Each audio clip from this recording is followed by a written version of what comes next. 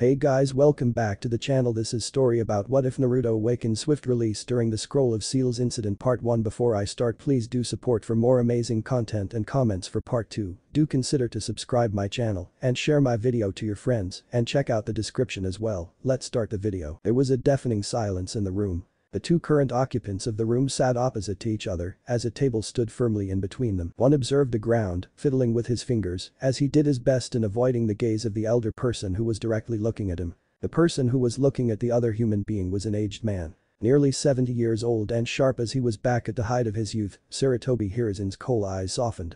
They had a look of understanding as he observed the person before him. Earlier tonight, the seal of scrolls containing jutsu that not only was powerful but so delicate in nature that they would cause some unrest had been stolen. Such duties like this befell upon the leader of Konoha, and when Sarutobi had heard that it had been taken, he was nearly livid.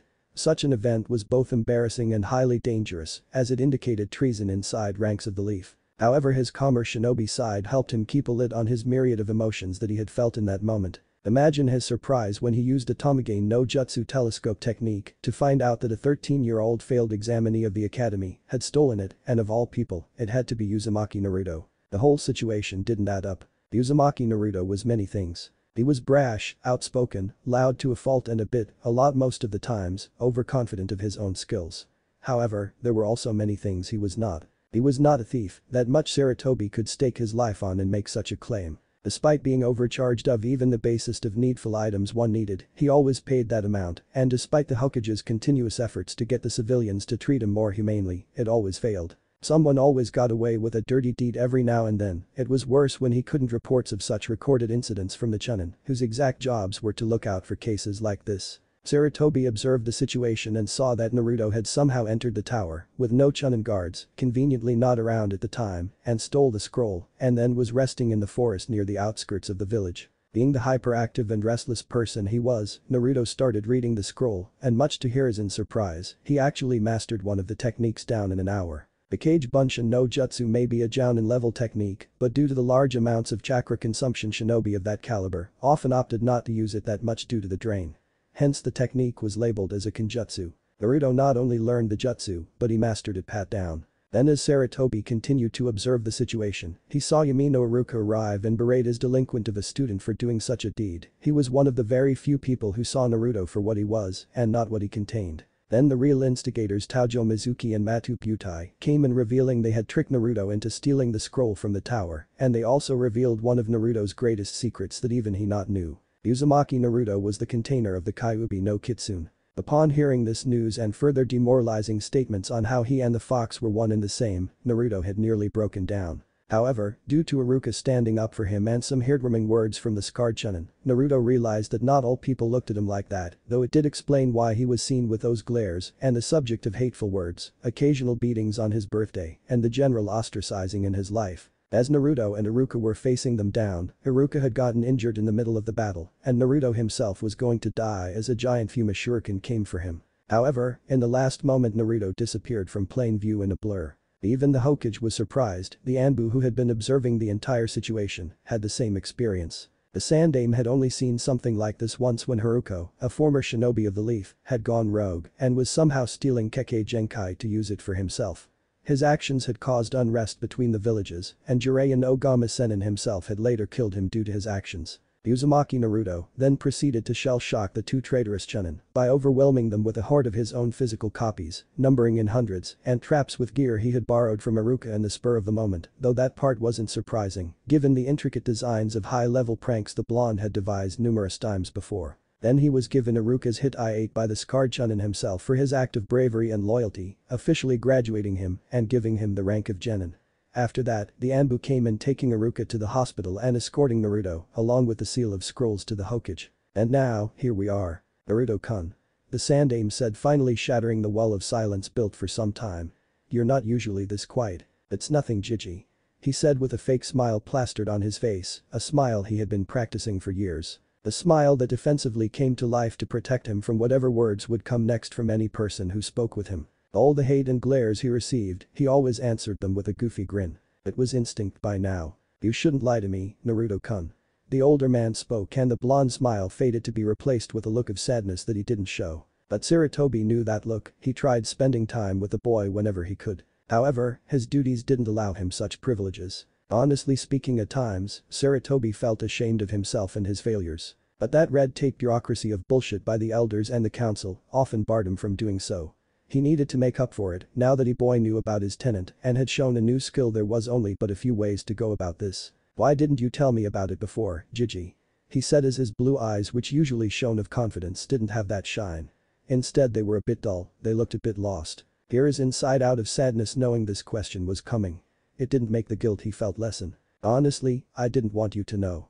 The reason being, you would have probably ended up hurting yourself if you found out. You have done that before." Hiruzen said, and the boy winced a bit at his tone. Naruto did often try hurting himself, indirectly in a manner, when he used to often punch his arms against wooden posts or even bang his head out of frustration at the generally hostile behavior he was on the receiving end of. The worst of it was when he had finally managed to slash his wrists with a kunai. It was rusty, but he had made it work. He would have been free, but he woke up at the hospital next day as his Gigi stood with another man watching over him. The boy had depression, that much was clear as day. He knew what his Gigi meant and was sort of understanding that, but another question ate away at him. One he blurted out. "Gigi, what was that thing I did? You know, when I moved really fast?" he asked, and the Sandaime looked at him in surprise first. It seemed that the old man was shocked at his words. "You've never done that before?" he asked, and the blonde, who had prominent red highlights in his hair, shook his head. "I see. That Naruto-kun was the Jinten." "Jinten? What the heck is that?" he asked, not really sure what it really was. The old man chuckled at his answer and spoke up again. "Jinten, or swift release, is a Kekkei Genkai, something that is only known to manifest in a clan or immediate family members," he said, and almost immediately the boy beamed up as his hands landed with thuds on the desk. "Does that mean my parents had this Jinten thing? Am I from a clan, Gigi? Am I?" Whatever remaining questions that the blonde with red highlights wanted to make was stopped when the old man raised his hand to stop his frivolous barrage of queries. "To my knowledge, you parents didn't have Jinten," the old man said in order to bring his excitement level down. "You're the only one in Konoha with such a bloodline." However, Saratobi noted that the boy's eyes widened, then they grew dull as he began to speak. "So you did know my parents?" he said with an intermediate pause as the Sandaime's eyes widened for a moment before retaining their normal dimensions. Did he plan to say it in that way? Saratobi thought with a small grimace in mind. The boy was a tricky one. While he may not be the sharpest kunai among them all, he certainly had his own way of doing things, and this did not seem far from his modus operandi. It was almost befitting of the fox that was held back inside him, and as much as he wanted to tell the boy about his heritage, he couldn't. At the end of the day, Naruto was a Jinchuriki, and the Sandaime could have done something, but he didn't. Some part of him ignored the boy and retained knowledge from him, knowledge about the boy's parents and the life he could have had. "Very well, Naruto-kun.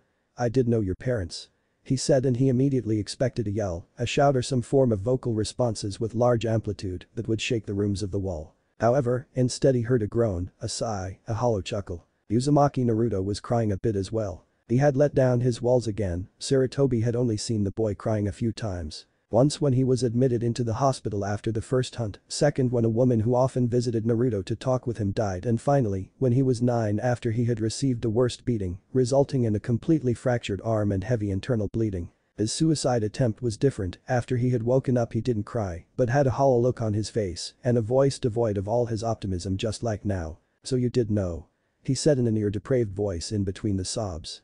Then he rubbed his eyes and dried off his tears. The fire that was always in his eyes had returned. However, betrayal and anguish were present too as he spoke. "Why didn't you tell me? Why did you always lie to me? I did it for your own good, Naruto-kun. Your parents, they were shinobi who had many enemies outside the village.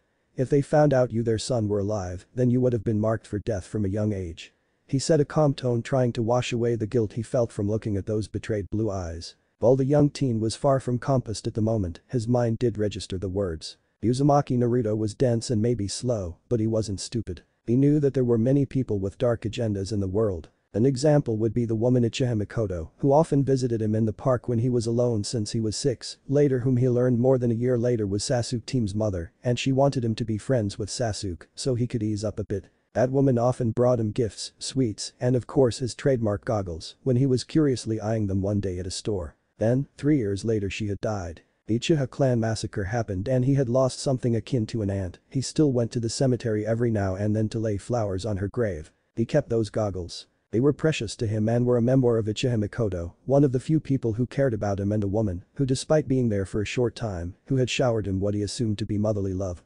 He would forever remember her. To honor her, he tried to reach out to Sasuke in his own way and realized the boy was a bit like him.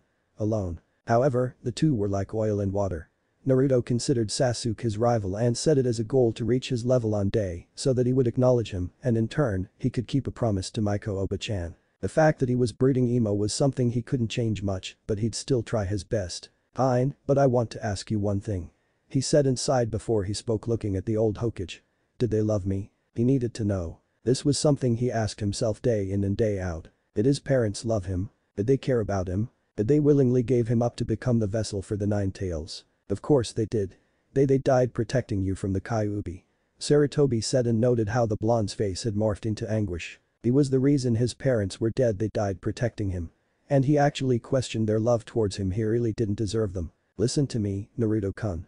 Sarutobi said, who had appeared in the chair next to him without seeing the old man move or even hearing the noise. His mind idly registering the level of speed made him a bit nervous. Perhaps it was because his mind was fresh off the first time he had taken part in an actual battle where his opponents were trying to kill him. It made him a bit more cautious. Your parents loved you. They wanted you to grow up to be a strong shinobi. I was there as they told me that. Don't you want to keep up with their word? After all, it is your nindo. The old man finished and the boy nodded slowly. Hi. He said softly, but there was firm tone of confidence in his voice. Still he couldn't help but ask the question. Who were they, Gigi? I'm afraid I can't tell you that. Not until you're a bit older or a jounin at the very least. Your identity is something of an S-rank secret even among the higher-ups. He said the absolute truth.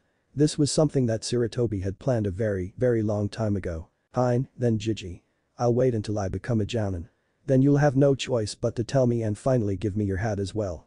He said with a small smile as he looked forward to the day he would find out who he was, where he came from. Well, that said, I'll see you tomorrow with your picture when you register, then a month later team placements will take place. Looks like the Kage Bunshin will help you in training more than you can know. The Hokage said, and the blonde looked at him in inquisitive stare. Gigi, what do you mean the Kage Bunshin will help? And why are placements a whole month later, Dadabeo? He asked and the old man chuckled at his response. Right, did you know that shadow clones can relay memories to you? He asked and the blonde looked at him with squinted eyes, not clearly understanding what the elder was saying. What I'm saying is, Naruto-kun, you can use shadow clones to train. Since you have large chakra reserves, even without your tenant, you can use them to increase your training. Take it this way, if you use 3 clones to train with you the entire day, then you'll get 3 extra days of training in one day. Suge. Naruto said as his eyes somehow shaped into stars and the old man had to bark out a small laughter at his reaction. That was the Uzumaki Naruto he knew. Then the blonde looked at him with a more serious look. Gigi, what about my Jinten? Yeah. What about that? I'm afraid I can't help you personally with that, nor can anyone else. However, there is something else I can do. The Sandaime said as the Jinchuriki of the Kyuubi looked at him curiously. There was one other person who had the Jinten.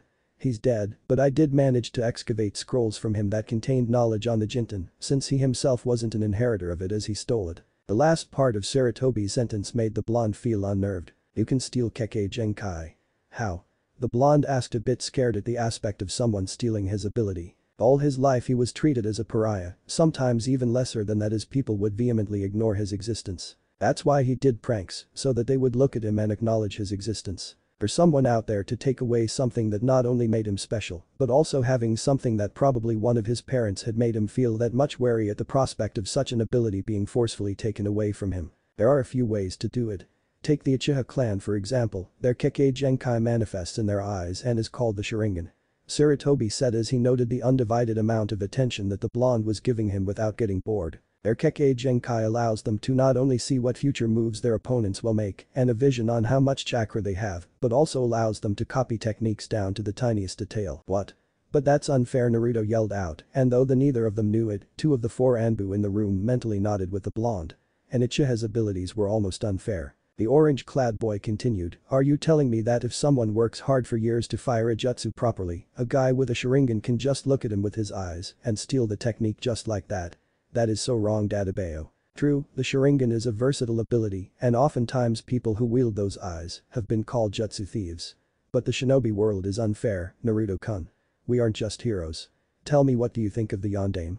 Sarutobi asked. He had asked that question before, knowing how well the boy looked up to his formerly living successor. Naruto shifted his eyes from the old man to the 4 portraits on the upper left side of the wall. His eyes fixed on the 4th portrait. The man who sort of looked like Naruto in terms of hair and eye color was almost a spitting image if Naruto's facial shape and eye shape weren't different. That and the Jinchuriki had red highlights in his hair people often teased him about. He didn't care, he liked the small bits of red in his hair. Naruto then spoke. The Yondaime was a genius, he stopped the Kyuubi and was the hero of the Third Great Ninja War. He said, and the current Hokage lit up his tobacco pipe as he calmly took a few breaths in. Naruto shook his head. Smoking will kill you, Jiji. I'm too young to die. He said, and along with the blonde both smiled at his words. He then looked at the Jinchuriki to give his answer. You're right about Minato's status as a hero, Naruto-kun. But do you know people in Awagakure hate him? Even to this day the Yellow Flash remains their most hated nemesis. Why? I mean, sure, they were enemies in the war, but other countries were involved as well. The blonde said, trying to make an argument in favor of his hero. Even though the man sealed the Kyuubi in him, he still admired him. Though not as much as before, finding out that you were basically housing a mountain-sized demon does that. True, but Minato didn't just win the war. He annihilated Iwa's chances in the war. Using his famed Hiraishin, he killed over 1,000 ninja of Awagakure in a single battle. He said, and let that information sink in, knowing full well that the boy must have skipped a few 20 lessons in history. He had emphasized his sentence properly and saw the conflicted look on the blonde's face. That is another thing I wanted to talk to you about, Naruto-kun. Entire families, mothers, daughters, sons, fathers and brothers, never saw their living ones again once Minato was done killing them. He said and saw the boy meekly nod at him. So, you're saying that the Yondaime was just a killer? He asked, and the man made no physical reaction. All shinobi are killers at one point, Naruto-kun. At times we get missions that are well more or less assassinations. The Yondaime had killed plenty of times before that, but not because he was a murderer. He said, and the blonde with red highlights looked at the old man. He did it to protect the village and his loved ones so that Iwa would not destroy Konoha. At one point you two have to kill Naruto-kun, which is one of the things I wanted to talk to you about. Well, what is it, Jiji? He asked and gulped a bit. He had never seen his Jiji look at him so seriously. Naruto-kun, you generally have very low skills when it comes being an actual shinobi. He said, and the blonde slumped into the seat. Sarutobi had to say it.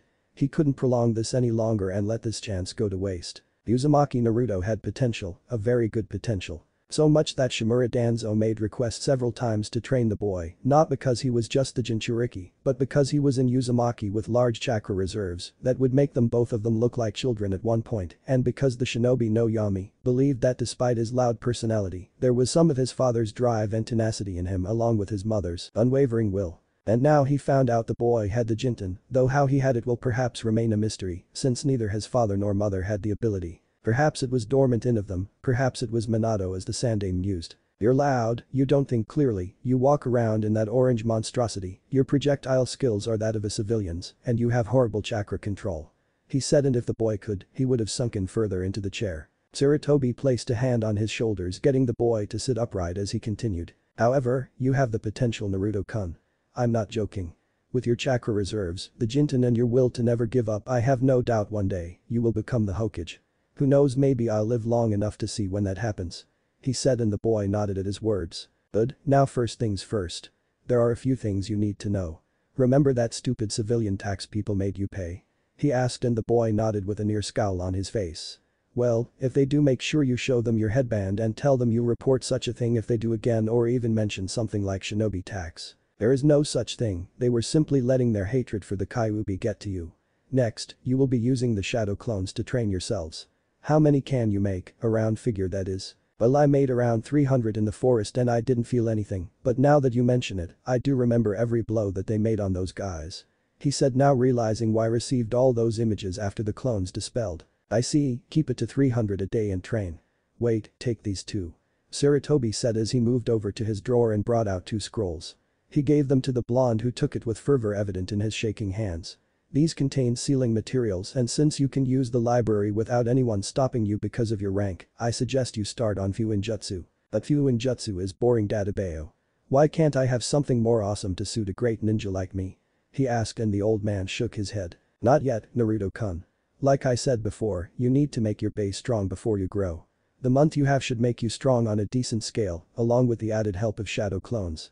He said, and the blonde looked like he needed one more push. He needed to make a calculated risk that would serve as a catalyst. Besides, I thought you would have liked Fuinjutsu considering you're from the clan that specialized in it and the fact that the Yondaime was a seal master. He said and the blonde froze right then and there. He was from a clan. He was from a clan. He was from a clan. What? What are you talking about, Gigi? He yelled and the Anbu stood there emotionless. Some of them heard of the Uzumaki clan, well one of their more formerly notable living members was in Uzumaki.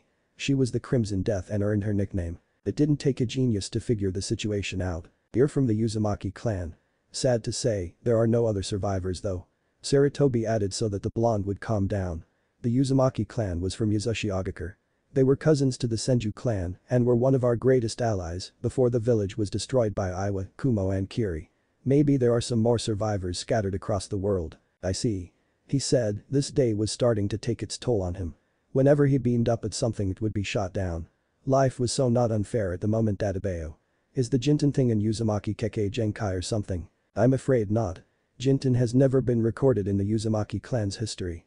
However, they were famous for their large amounts of chakra and strong life force, so much they were called the village of longevity. I suppose that's why they were wiped out despite being a neutral nation who never took part in conflicts. Damn it. He said releasing a frustrated sigh. He found out that he, Uzumaki Naruto was from a clan. Only to know said clan was extinct or some living members were far away. Maybe he'd meet them one day. But first things came first. Gigi. I wanted to ask something, why is there a 1-month gap? I thought it was 1 week. It was, Naruto-kun. However, due to too many graduates emerging from the academy, the teachers are having a hard time sorting teams out. That and because some people will be laid off. Saratobi said and the blonde once more looked at him in a confused manner. Laid off? Wait, you mean not everyone is going to be a genin? He asked incredulously. Upon seeing the old man nod his head, he was a bit shocked. He decided to voice his confusion. Then what about all those years we spent at the academy? Not everyone can be a shinobi, Naruto-kun. Due to peaceful times, the standard for shinobi have gone down. The generation before you entered the academy was also growing weak with a few exceptions. I've seen so many genin being killed, so many young kunoichi raped that their minds were broken after that, and some even got sold as human toys. He said, not sugarcoating his words as the boy flinched. He wanted the boy to flinch. He needed to be serious now. This is why I want you to train seriously, Naruto-kun. While I am not asking you to be a mindless tool who only knows how to take orders and kill when given the instructions, I don't want you to be weak. That is why those who can't hack it will be sent to other departments instead of on field. He said and the boy sighed a relief which the Hokage found interesting. You seem to be relieved, Naruto-kun. Can you tell me why? Well, I may not have been friends with everyone at the academy, but I'm kind of glad they'll be able to help without going to the field, Databeo. He said as he grinned at the old man. The Anbu in the room, though emotionless in behavior, couldn't help but smile underneath their masks, even though he made them clean up his mess 1 times too many. Hiruzen himself had to smile widely at the words. It was incredible how the boy still cared about the general kids who studied with him despite their behavior. He truly was one of a kind. You're going to make a fine shinobi, Naruto-kun. I'm surprised all the girls haven't come after you yet. Hiruzen said and the boy grumbled. Yeah, right. All girls want right now is to be with their Sasu-kun. He finished with a tone that was reminiscent of fangirls. He then continued. Honestly, I don't get it, all he does is HN, HN and HN. Then proceeds to be a jerk and everyone, including Sakura-chan, just squeal at him for grunting. Maybe they like him more because of your perverted jutsu and avoid you. Hiruzen said as he chuckled at the boy's reaction. One of the Anbu, who happened to be female, twitched a bit at her leader's words. I just made that after seeing a guy reading a magazine that had girl on the front wearing little to no clothes. A couple was going by, the guy with the woman was staring at the cover before the woman with smacked him on the head. It works as a good distraction so I made it. He said and the Hiruzen stopped for a minute. Surely the boy didn't. Naruto-kun, what do you mean you made that after seeing a magazine? What about your sex ed class? He asked and the boy was quiet for a minute before he spoke up. Oh yeah, I was kicked out of that class all the time. PSSHT. Like I'd have a problem without that class. I mean, who needs sex? It's just a gender. He said and the Anbu couldn't believe what he just said. Saratobi's eyes were the size of dinner plates. Then how'd you make the henge? Saratobi asked and the boy replied earnestly. Well, it was more or less the same picture, only I added no clothes and smoke to cover my body parts. I didn't want anyone to see my fat chest and my thing hanging out. He said and everyone were shocked at his words. In their minds they imagined that sexy blonde he transformed into with that in between her legs. Saratobi shuddered at the implications. Oh dear. The Hokage said as he breathed in and exhaled. He needed to fix this, for all that was straight and perverse he needed to fix this. So no one ever taught you about the birds and the bees. Birds and bees. Well, they're animals, bees are insects cause you know Shino always liked to clarify that. He said, and the old man pinched the bridge of his nose. This was going to be very, very awkward. At night Uzumaki Naruto went home with a red face and steam blowing out of his ears. He kept muttering incoherent sentences, penis goes there and how do babies even come out of that place. However, the one he kept repeatedly chanting, and more than once a few women who were in earshot heard him had to blush, they do it in the ass too. This was frustrating. No, this was far beyond frustrating.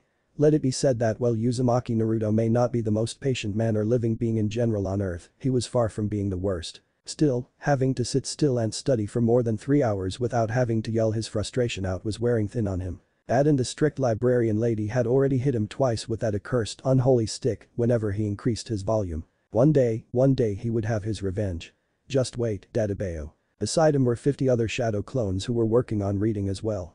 He had decided to get started on Fuinjutsu and was currently studying the first of the 10 distinguished levels. He had to admit that it did beat carrying a backpack with him, and much to his own surprise, he found it interesting, far more interesting than the other stuff, which consisted of knowledge on not just Konoha, but the other major villages as well. The academy had seemed to skip out on a lot of things, and Gigi was right. The standards had dropped. The standard genin age for graduation was 10 years old before he joined, 9 during wartime. Now it was 13, the curriculum was also easier, and Naruto realized just how far behind their generation was compared to the ones before. Naruto also picked up books on ninjutsu, jinjutsu and taijutsu. He quickly made notes, in a very ugly style much to his distaste, on all of them, and was making more notes upon notes. He didn't even know he had that much empty space in his notebooks. He decided to go out and test out his taijutsu skills, and quickly realized that he, Uzumaki Naruto, sucked in his own opinion. Yup, a spar with his clones, and he realized just how horrible they were. He needed to work on his taijutsu, thank God training ground 3 was virtually abandoned as Gigi had told him. Summoning 500 clones, bah, he could pull it off. He gave each 100 of them to learn the katas, and hours later when he had received the memories, vertigo took a whole new meaning for him. Uzumaki Naruto was lying down on the grass as his eyes wandered to the sky. Last night's conversation with Gigi about his skills was his main focal point now. He had to get stronger, he needed to find out who he was, and then finally he could be Hokage, so that people would finally realize that he was himself, not the fox, and treat him like he was somebody important, not a demon incarnate. Groggily getting up, he sat still, perfectly still. Apparently meditation helped calm one's mind, help them control their emotions and enhance senses extending to the area around them. Considering how hyperactive he was, he needed it, a lot of it. Well, time to start the other part of training and rumble. Even though no one was around, he blushed a bit out of embarrassment. He then walked up and got out of training ground 3. Soon enough he was in the general vicinity where the populace noted his presence, and as usual whispers began emerging like the norm they were. Learning about how chakra could be sent to organs and body parts to enhance their use, he heard the usual whispers of him being condescended. This would have affected him, no it did affect him, but only little now. These people didn't understand the burden he held, how he protected them each day by holding the fox back, instead being its human form. Fucking idiots is what he called them. Or maybe, just maybe they were jealous of him. Yup. He said as he grinned with his arms behind his head as he walked proudly among them. They're just jealous of my natural awesomeness. Hell, if I was any cooler it would unfair to the world. Dadabeo. Uzumaki Naruto then finally found the most divine place in all of Konoha. Ichiraku's ramen. Entering the stall, he gave his loud declaration. Uzumaki Naruto is here. Prepare the ramen for the champion of the gods has arrived. He said, and the 2 other people in the stand, Tuchunin, scoffed at his words. He proceeded to ignore them as well. Ah. As if they understood his love for ramen. Some may call him weird or obnoxious for having such a craving for the starch-based food, but he still remembered it. He was 6 and alone, living on the streets after the orphanage kicked him out. It was raining heavily and he had come to this side of the town. A heavenly smell of various spices had brought him to the stall, and he was peeping through the door, trying to figure out what the smell was. The man at the counter, Tucci, had seen him and called him. At first he thought he was going to be yelled at or pushed away whilst thrown to the ground. Instead, Tucci ushered him in and gave him a towel to dry himself off and asked him whether he was hungry. The young boy replied no. Despite that, the man put a steaming, freshly made bowl of miso ramen, and Uzumaki Naruto had unknowingly shed tears of joy that day. Tucci was later the one who informed Hokage of him being here, and the boy got his own apartment after that. Ichiraku's became something of a safe haven for him. Ramen was his emotional comfort, a means of escaping his sadness. In a minute, Naruto-kun. Came the voice of one Ichiraku AM who was happy to see him again.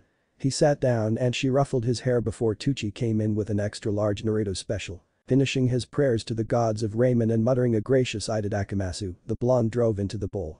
The ramen never stood a chance as he began to viciously wolf down the noodles as they happily entered his abyss of a stomach. It didn't take him long, and soon after 5 more bowls followed. Before Tucci could say he'll put it on the tab, Naruto brought out the money and paid him in full. Naruto. Tucci said as he took the money and counted it, a bit confused. Don't you usually pay later when having more than 2 large? Yeah, but apparently some of my monthly stipend got mixed up and I got some extra cash last night. He said as he chuckled at the lie he said. The truth was, Naruto was paid for what he did last night. Saratobi said it was not only a means of saying sorry to him, but also for the service he did. He got the pay for a C-rank mission and boy it was good be rewarded. Well that's good, but what else do you have planned today? AM said, and the blonde looked confused for a second before he spoke. Right, I got some more training to do and after that I need your help. Naruto said with a furious nod as both father and daughter looked at him in a confused manner. My help? In what exactly? I'm not exactly a shinobi.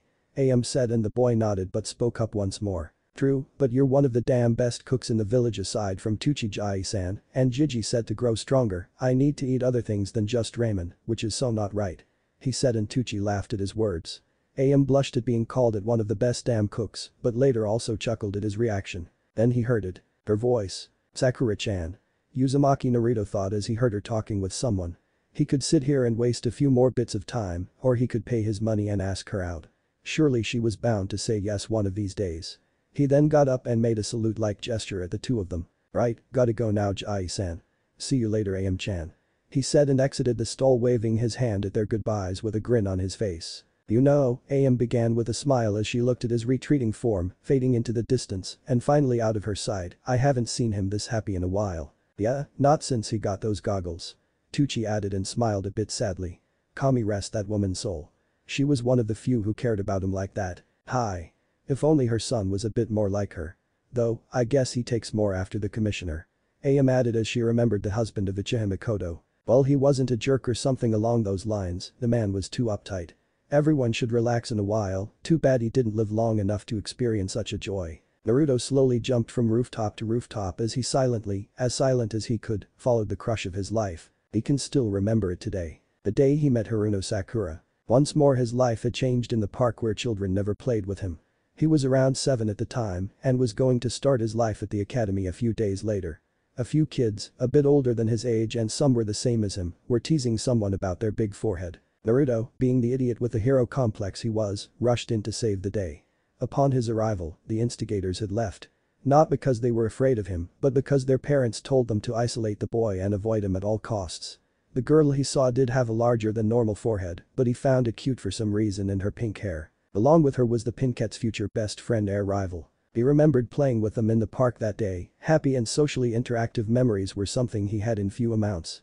As such, he remembered every single happy moment in his life, along with the sad ones. Maybe it was her hair that he found fascinating, pink hair was a rarity, and the exotic nature of it perhaps ensnared him. Then of course he didn't see her again until the academy and she too avoided him like the plague. Now he mused that ultimately it was her parents that must have advised her on doing this. Oh Kami this is boring. Sakura said with an exasperated sigh. She looked at the person who was beside her, that would be her mother Haruno Miyuki. Both of them had grocery bags in their hands. Now, Sakura-chan don't be so lazy.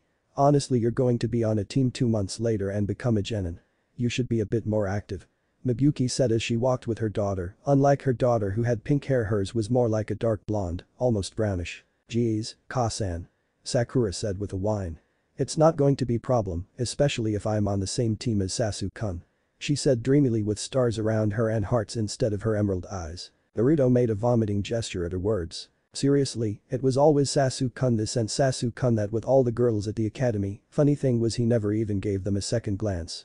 Maybe girls were into that stuff. The blonde with red streaks idly noted what he would be like if he was like the raven-haired emo with teen angst issues. He shuddered at the thought. While he did feel bad for Sasuke for going through something like that at that age, he did however feel that he could have been less of an ass. Then again, he was an ass even before the massacre. Maiko Bach-an did tell him to be friends with him, maybe it was because he was a broody moody from the first place. Sakura-chan, well I don't have anything against you going after Uchiha-san, she said as both her daughter and the Jinchuriki listened to her words, you do realize he's a bit strange. I mean, he's never shown any interest in any girls ever. Naruto snickered as he listened to the words. Last night, Saratobi had told him about the guys who played for the other team. At first Naruto couldn't believe it, in fact he didn't want to believe it. However Saratobi told him to believe it. Looks like Sasuke is Sasuke. He laughed out loud in his mind as a Chibi Naruto in his head was holding a list. Chibi Naruto cackled as he took a pen and put a tick mark on the checkbox, beside which was a sentence stating make a very original joke about team. You wouldn't understand, Ka-san. She said with a spirit Naruto had never seen before. Such absolute determination and unwavering faith in her resolve that Naruto was almost surprised to the point he nearly gave out an audible gasp. I love Sasuke-kun, and sure he's a bit weird, but he's still better than that Naruto baka. Well that escalated quickly. Naruto thought as he flinched previously upon her mentioning his name like that. Honestly he didn't understand why she resented him so much. I mean I'm always kind to her and I try to cheer her up, but she's still like that. I see. Mibuyuki said and uttered no further words. Naruto could understand why she didn't. She was probably like the rest of them, although he was glad that she didn't add anything horrible about him. That was good. Honestly, that baka. Always screaming and yelling how he's going to be Hokage. Like someone like him could ever be Hokage. It's probably because he never had any parents to teach him anything. Sakura added further and Naruto clenched his fists. He may love or he thinks he does Sakura, but that doesn't give her the right to say things like this about him. He didn't have anybody growing up, nobody was there for him all the time. Wait, maybe this isn't the first time she said something like this. Why isn't her mom telling her anything? He thought with some hope, but the dirty blonde-haired woman said no words to his defense, or at the very least reprimand her daughter for saying such a thing about his parents. Always pestering me for dates when he knows I'm going to refuse him. He's so annoying all the time. She added further, and Naruto once more winced under the implication of the words. Sure he was a bit loud, louder and boisterous than most, but that's how he was Dadabeo. Everyone had their quirks, so why was he being the only one scrutinized like that? And I don't want you to go on a date with him ever.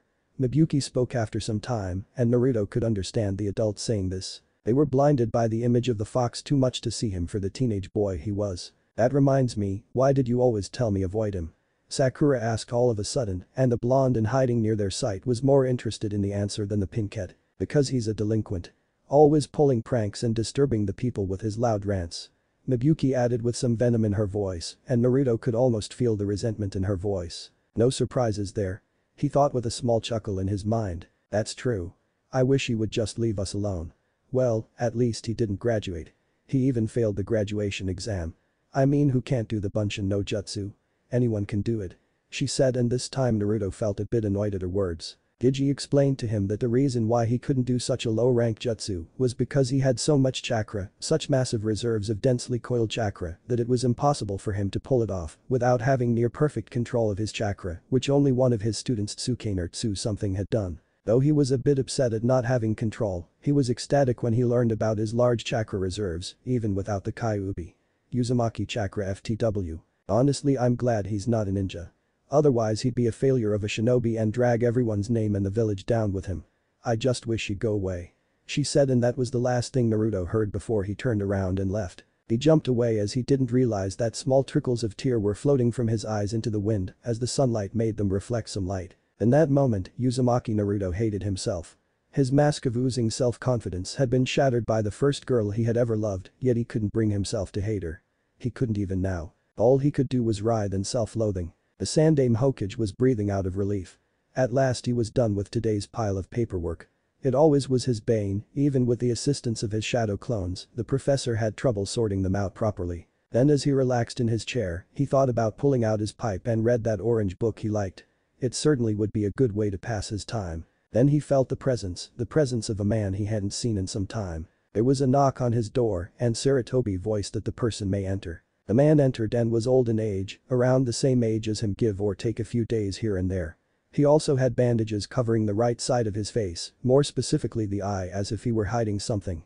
A crutch rested in his hand as it pushed against the ground to make him stand straight, however his lone eye was closed. In that state, he walked forward and sat on the chair. He didn't need to open his eyes to know where the items and furniture in this room were. He knew where everything in this room was. Anzo, Saratobi spoke up with a voice that displayed the opinions of both interest and mild hostility. What are you here? The Jinchuriki boy is training at Training Ground 3. The man known by the title Shinobi no Yami said in reply. He opened his lone onyx eye as he watched his rival look at him impassively. He then continued, he's training properly. What exactly happened to instigate such an event? For a moment Saratobi Hiruzen remained quiet and observed the situation in front of him. Shimura Danzo did love his village, but his methods were almost that of a tyrant's at times. More than once he had asked for the young Uzumaki to be put under his care so he could train him to be the weapon Konoha deserves. Saratobi had told him in front of the remaining elders that he would rather die than spit on Minato's grave in such a way. Uzumaki Naruto was off limits and over a certain amount of time Danzo accepted the fact. The reason was because he couldn't make the Jinchuriki his soldier. The Kyuubi was not a beast to be underestimated or trifled with by normal means. He simply couldn't put a cursed tongue eradication seal and not expect the Kyuubi to do something to disrupt it. He also couldn't use the Kodamatsukami now. He had to wait for at least another 3 years before he did it. Kodamatsukami distinguished heavenly gods despite being the most versatile and non-detecting genjutsu in recorded history, did have its own share of drawbacks. Even with his Senju cell enhancements, the highest caliber of genjutsu in existence required a ridiculously large amount of time to recharge so he could use it again. He had last used it when Saratobi had made his decision to kill him after the Uchiha incident. Activating the Kodamatsukami, he implanted the idea that Saratobi shouldn't kill him, rather disband his root operations. The genjutsu also had a 3-second time frame, and due to the hallucination induction it conducts on the victim, Saratobi was still walking towards him when he used the jutsu. If he made any attempts to defend himself or let his root agents come to his aid, then a battle would have ensued and there was little possibility he would come out on top as Saratobi wouldn't give him a fair fighting chance. And now here he stood a failure trapped within his own weaved plots. I may have given him a right push to what he needs to be rather than what is. What are you really here for? Saratobi asked, not at all amused at how his friend conveniently appeared at such a time. Nothing, I just wanted to know why the Jinchuriki was training that seriously. My offer still stands, Hiruzen, I could train the boy properly. Danzo said and Saratobi looked at him as if he was serious. You already know my answer, Danzo. It won't change. I owe his parents that much. Saratobi said and Danzo remained quiet for some time. If you owe his parents that much, then you shouldn't have let his life gone to shit. The head of Root said with no hint of amusement in his voice. I'm going to be honest, I did not like Minato. His ideals were far too similar to your own, but he had more spine than you. I am sure he would have handled things differently. As much as Danzo utterly disliked the fourth Hokage, he did have a begrudging amount of respect for him. Namikaze Minato was perhaps the greatest prodigy barring Itachi to come out of the Hidden Leaf. Danzo pretty much knew that had Minato lived for a few more years and wasn't tied down by the official duties of the Hokage which consumed large amounts of time, he would have gotten even stronger and to be honest, Minato to some extent reminded him of Senju Tabarama. Not just because he was the fastest shinobi of his time like his formerly living sensei, but also because both were highly meticulous, shrewd shinobi and were realists who didn't hope for the best scenario, but rather played out situations to suit for the best result. You know about the council. They wouldn't have. Saratobi was cut off by Danzo once more. Done anything once you put your final say in it. Sometimes I wonder why you lie to yourself so much. You didn't allow Uchiha Mikoto to adopt him or the Ino Shikacho group to at least raise him. Don't get me started on Jiraiya, the boy may be running a spy network, but he is leaving the son of his only student whom he considered a son here in the village alone, as the people feed him with apathy and hatred.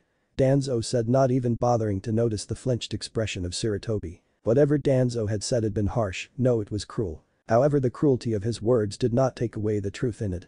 Saratobi could have done something about it. However, he was a Jinchuriki. A Jinchuriki is a weapon no matter how much the term is sugarcoated, and being the Hokage, Saratobi unconsciously did just that. I'll be leaving now. Take care, Hiruzen. He said and left the room. Shimura Danzo may be cold, but he did not like how the boy's potential was wasted. He knew that the Hokage was aware of his grades being tampered, lessons taught to him the wrong way, yet for all his ideals, Saratobi did nothing. Shimura Danzo wouldn't care that much simply because he was refused the chance to train the boy. His stunted growth would be blamed on the professor, and he would take no share of the blame that was to be put out. Saratobi Hiruzen sat in his office as he saw his rival leave the room. The words he said kept echoing in the chasms of his mind. All that he had said had been true. He needed to help the boy. But how? Odd. Fucking damn. It. Each word that was yelled with rage evident in his voice was followed by a large thud noise as Uzumaki Naruto's fist shattered against the thick trunk of the tree. There were indents now in the tree, outlines of the shape of someone's fist could be seen clearly. Splatters of blood were seen on the tree as it slowly made its way down along the lines of wood and downwards to the ground. Above the place he punched were also more blood prints. Uzumaki Naruto was shedding tears and blood. The warm liquid fell not just from his bruised and broken hands, also from his forehead as he had kept slamming it against the wall. He had very thick skin and took some time to injure himself, but now he could do it.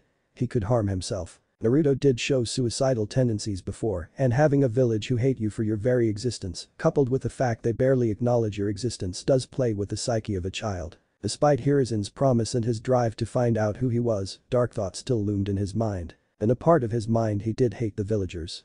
He never said it or voiced it, but a part of him hated them. When Sarutobi revealed him being part of a clan that was related to the Senju, the fucking founders of the damned village, he had also been angry. He wondered if other clan members of nearly extinct clans were like this. No, they weren't, he had quickly concluded this in his mind. He remembered Uchiha Sasuke getting extra lessons at the academy, all because he was recognized as the last Uchiha. He was not the last, Sasuke's thrice damned traitor of a brother Itachi was also alive and out there. And here he was in Uzumaki living in the red light district, while the Hokage held back information not only about his Jinchuriki status, but also his parents. With fury and despair, he brought his forehead against the dark bark of the tree. Pain compassed a beautiful tune as a high-frequency noise erupted in his head, echoing deep into the depths of his mind as everything became dark. Uzumaki Naruto fell. He fell deep through an endless pit. Winds thrust against his body, the pressure weighing down on him, made him feel that his entire body was breaking. In the midst of it all, he cried out of anger. Deeper and deeper, he fell into the abyss, not sure when it would come. He yelled out of frustration and finally hit the floor of the endless chasm he had fallen into. Water splashed on his face as jolted up and stood in shock. It felt like a large darkened hallway that was dimly lit. It sort of reminded him of the hospital, but it felt like a sewer system too. He walked across the place as his feet touched the moving waters every now and then. Then finally he stopped before a door. It was large, far too large to be a gate. It seemed more akin to the size of the gate the village had in its entrance, if it was probably around 3 to 4 times larger. The red gate had splits in between, and someone like Naruto could have easily stepped through them. However, instinct told him to stop and turn around. Then he saw it. 2 red large orbs glowing in the dark, a black slit present in them both. Then he heard a growl emerging from the dark end of the gate, or he realized it a cage. Then the being came into view. The beast was titanic, easily as large as the Hokage monument. His teeth were bare for the world to see as some saliva dripped from it. The fangs looked like they could bite and tear through anything, and the body of the beast had dark orange fur all across it. Its hands were large and seemed more human-like, which piqued his curiosity. However, it was the slow and rhythmic movement of its 9 menacing tails that made him freeze in a trance. It felt like an overture to chaos that would be unleashed. So, my jailer comes at last. How many times do I have to save your worthless life, ninjin? The Kyuubi said, and Blonde broke out of his momentary lapse as he looked at the beast. Is this place inside me? Uzumaki Naruto asked, and the Kyuubi smirked toothily as the Blonde felt a bit unnerved by that gaze, even though the fox was lying down clearly on the wet floor. Seems you're not as stupid as I thought, but you're still stupid. Throwing a bitch fit like that after a worthless girl dressed you down. How pathetic. Kyuubi said as he looked at the Blonde clench his fists. Shut up. Naruto said, and the fox looked at his with a raised eyebrow. I may have made a mistake when I did what I did, but I don't expect you to understand. And I don't want to. All you humans are the same. Always so concerned about yourself that you let even the littlest of things get to you. Wars have been started for less, for only something as despicable as humans could do such acts. Kyuubi said as looked at the Blonde. He then got up and looked down at the Blonde. You're no different, selfish to the core like the rest of them. Now get out, I healed your wounds. I will not have my jailer, as much of a retard he is, dying for something as juvenile as that. The mightiest of the 9 said before he was walking back into darkness, but the Blonde's words stopped him. Hey. Is there any way to change this place? Uzumaki Naruto said out loud as he didn't move a single step from where he stood. The fox looked back in surprise before he spoke. What? Kyuubi no Kitsune asked in a confused manner. This place, can't I change how it looks? The Blonde asked, and the large Biju stood still before he spoke. It's your mind. Whatever you want it to look like, it will take that form. No sooner had the Biju finished saying this, the entire landscape of his mind changed to that of a lush green field with no end in clear sight. Not bad for an idiot. The Kyuubi thought as he began to move away from once more, except it wasn't dark anymore. The fake sun was there in the inner depth of his mind, and everything was visible. Once more the Kyuubi stopped. Before you go, I just want to say one thing. Uzumaki Naruto said as the Kyuubi stopped to listen to his words. Thank you. He yelled as he put his head on the ground as a form of gesture, and the beast had to look back in surprise. This was a first for him. A human thanking him, the Kyuubi no Kitsune being thanked by a human, and his Jinchuriki no less. Just don't try to commit suicide again. I will not have my container being so pathetic or weak. The next time you do this, I won't heal you.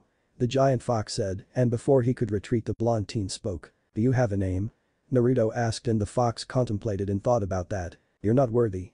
Kyuubi said as he went back to resting, showing that he had no further wish to speak. Uzumaki Naruto gasped as he got down on all fours after jumping off against the tree where he had been previously resting. He breathed heavily for some time before realizing that all that had happened was true, but a better question was, why did a bird shit on him? Ugh. Slowly reaching for the bottle, he took off the cap and poured the water on his shirt. Damn birds and their shitty actions. He sat down and breathed until he was completely calm. He had let his emotions get the better of him once more. He had just read today on how a shinobi should always control their emotions and not let the enemy read them. He had done just the opposite and this time had nearly managed to give himself a concussion, but the fox had healed him. He felt almost ashamed of himself. He had gone and thrown his life away because of a few words Sakura said. He shook his head. He couldn't do things like those. Even though he was hated, there were a lot of people who cared for him. Gucci, Am, Iruka-sensei, Jiji. He thought of those 4 people.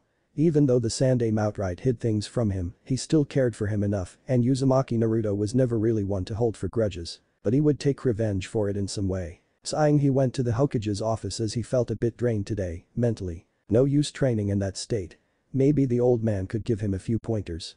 He was the Hokage after all. I see, the Sandaime said after hearing Naruto's eagerness to learn a bit more. He could tell his Jiji was happy. He understood the old man in a way. He tactfully didn't mention the whole headbanging situation. He didn't want that guy with the long blonde ponytail to put his hand against his forehead for hours again. The first time he met that mind-something guy was after he tried to commit suicide. He was nice, if not a bit overbearing and constraining him from a month of ramen. In what noodle world did that make sense? Oh yeah, he nearly forgot. Gigi, you said something about you having jutsu on Jinten. Naruto asked and the Hokage looked at him for some time before he pulled out his drawer from his desk and held a scroll. This scroll is important, Naruto-kun. Make sure it falls into no one else's hands. However, I suggest you train more and improve your chakra control before learning jutsu from this scroll. Do not mess up. Sarutobi said as he held the scroll before handing it out. Naruto took the scroll and gripped it with both hands before he spoke up again. Don't worry, Jiji. Naruto said with a small smile. I'm gonna make sure that I use the whole month to train properly. Actually, about that. Sarutobi said as he looked at the blonde with a nervous expression. I think I have someone to help you out with your training. Who is it? Is it Iruka-sensei? Naruto asked with hope and joy. That would be awesome if it was Iruka. However, the Hokage shook his head before he spoke. It's someone else who's going to help you every now and then in a lot of aspects. A Takebetsu Jounin, and she's a bit energetic like you, albeit in a different way. She also happens to know about your condition and the Jinten. That was all Sarutobi could say before there was a knock on his door, and judging by the time, she had arrived early. Come in. And then the door opened and Naruto stared at the person who had entered the room. She had light brown pupil-less eyes. Her hair a dark shade of violet he had seen once or twice while styled in a short spiky fan ponytail. She wore a fitted mesh bodysuit that covered her from her neck down to her thighs. Over that she wore a tan overcoat with a purple inseam and a pocket on each side, a dark orange miniskirt, a dark blue belt, and pale gray shin guards. In addition to the typical forehead protector, she also wears a small pendant that looks like a snake fang and a wristwatch. However, her sultry appearance only made her developed body look that much more seductive, and the blonde noted that she was rather gifted in the chest department and mentally fought back a nosebleed. I'm not a pervert. I'm not a pervert. I'm not a pervert. He kept chanting in his mind as he tried to look away, but was failing. Ever since the talk with Sarutobi last night, women had become so different in his eyes. Perversion was truly both a gift and a curse. The slight jiggle and her wiggle didn't help. Down boy. She's older than you. She's more mature. She's much hotter and damn it. Naruto yelled inside his mind and utterly failed. Looks like the Gaki can't take his eyes off me, Hokage-sama. She said with a grin in a loud manner, and Sarutobi noted that he may have been right in choosing her as his part-time sort of teacher. Both were loud, energetic and oftentimes prone to acting without thinking. Maybe this could help the Takebetsu Jounin in becoming a bit more responsible when she has someone to look after, and Naruto would learn things from her while building some form of resistance to seduction techniques. Judging by Naruto's efforts to look away, he couldn't, and a foreign kunoichi could exploit this when the time came. Yes, Naruto-kun recently found out about the birds and the bees. So, excuse his behavior for now. Sarutobi said, and the boy grimaced a bit. Don't worry, Naruto-kun, she'll be able to help you when she has time in between missions. I see. Arigato, Jiji. He said with a small nod of his head that could be almost considered a bow, considering Naruto's severe distaste for authority. He then looked at the dark violet-haired beauty before he spoke. Pink could be seen on his cheeks as he spoke. I'm Uzumaki Naruto, nice to meet you. The incredible and sexy Midarashi Anko. She said with a pose as she held a victory sign near her eyes. And deny the second part, though. Naruto thought, not really believing how his mind was rather fixated on that statement. When can we begin? Naruto asked. He really didn't want to do it today. He needed some rest to clear his head, plus he had to go and see AM. Good food equaled good body for fighting and endurance. From tomorrow, Gaki, come at training ground 13 and don't be late. She said and then leaned near him before she breathed hotly against his cheek, making him squirm. Otherwise, Anko-chan will do naughty things to you. He said and prominently fell off his chair as the Takebetsu Jounin laughed before she looked at the Hokage again. He's like you said, Hokage-sama. Farewell. She said, but not before winking at Naruto to tease him a bit more, and him blushing like that made her feel amused. Gaki is kind of cute though. More fun to tease him. She thought as she exited the room. Gigi, what was that? He asked, and the Hokage had been chuckling at his predicament. And Naruto-kun, was you being what do the young ones call it these days? Ah yes, owned. He said and laughed a bit as Naruto grumbled incoherent sentences about stupid old men laughing too much for their own good. Uzumaki Naruto considered himself many things. A loudmouth. An S-rank prankster. A shinobi who would make the world embrace the color orange. A lover of ramen. An outspoken individual with a confidence the size of the Hokage rock and wielder of an unpredictable mind. A future Hokage who would surpass all his predecessors. But a coward, he was not. If he was, then he wouldn't have faced Chunin by himself when the threat of death had been looming over his head. Coupled with his lack of true combat, it was impossible for him to make it out in one piece. Yet he fought, he persevered, he beat the odds and broke their bones as he rained upon them a barrage of clones. The Uzumaki Naruto was not a coward. That is what he kept telling himself as screamed and shrieked like a girly, very girly girl, fresh out of the academy, as snakes hissed and sang, chasing him across the dark and dreary forest of training ground 44. Internally he cursed himself for being naive. It had been 20 days since he started training under the crazy and sexy, as she liked to point out half the time, Snake Lady. It started out in a simple way. Chakra molding and controlling exercises were small and meager tasks, certainly not befitting of a future Hokage like him, as he put it. Despite his words that came off as brash and cocky, he proved his worth as he spammed, abused, and raped the shared memory experience of the clone. Uzumaki Naruto was so happy when he saw the gleam of pride and joy in the eyes of the purple-haired Takebetsu Jounin. That was his conclusion, of course.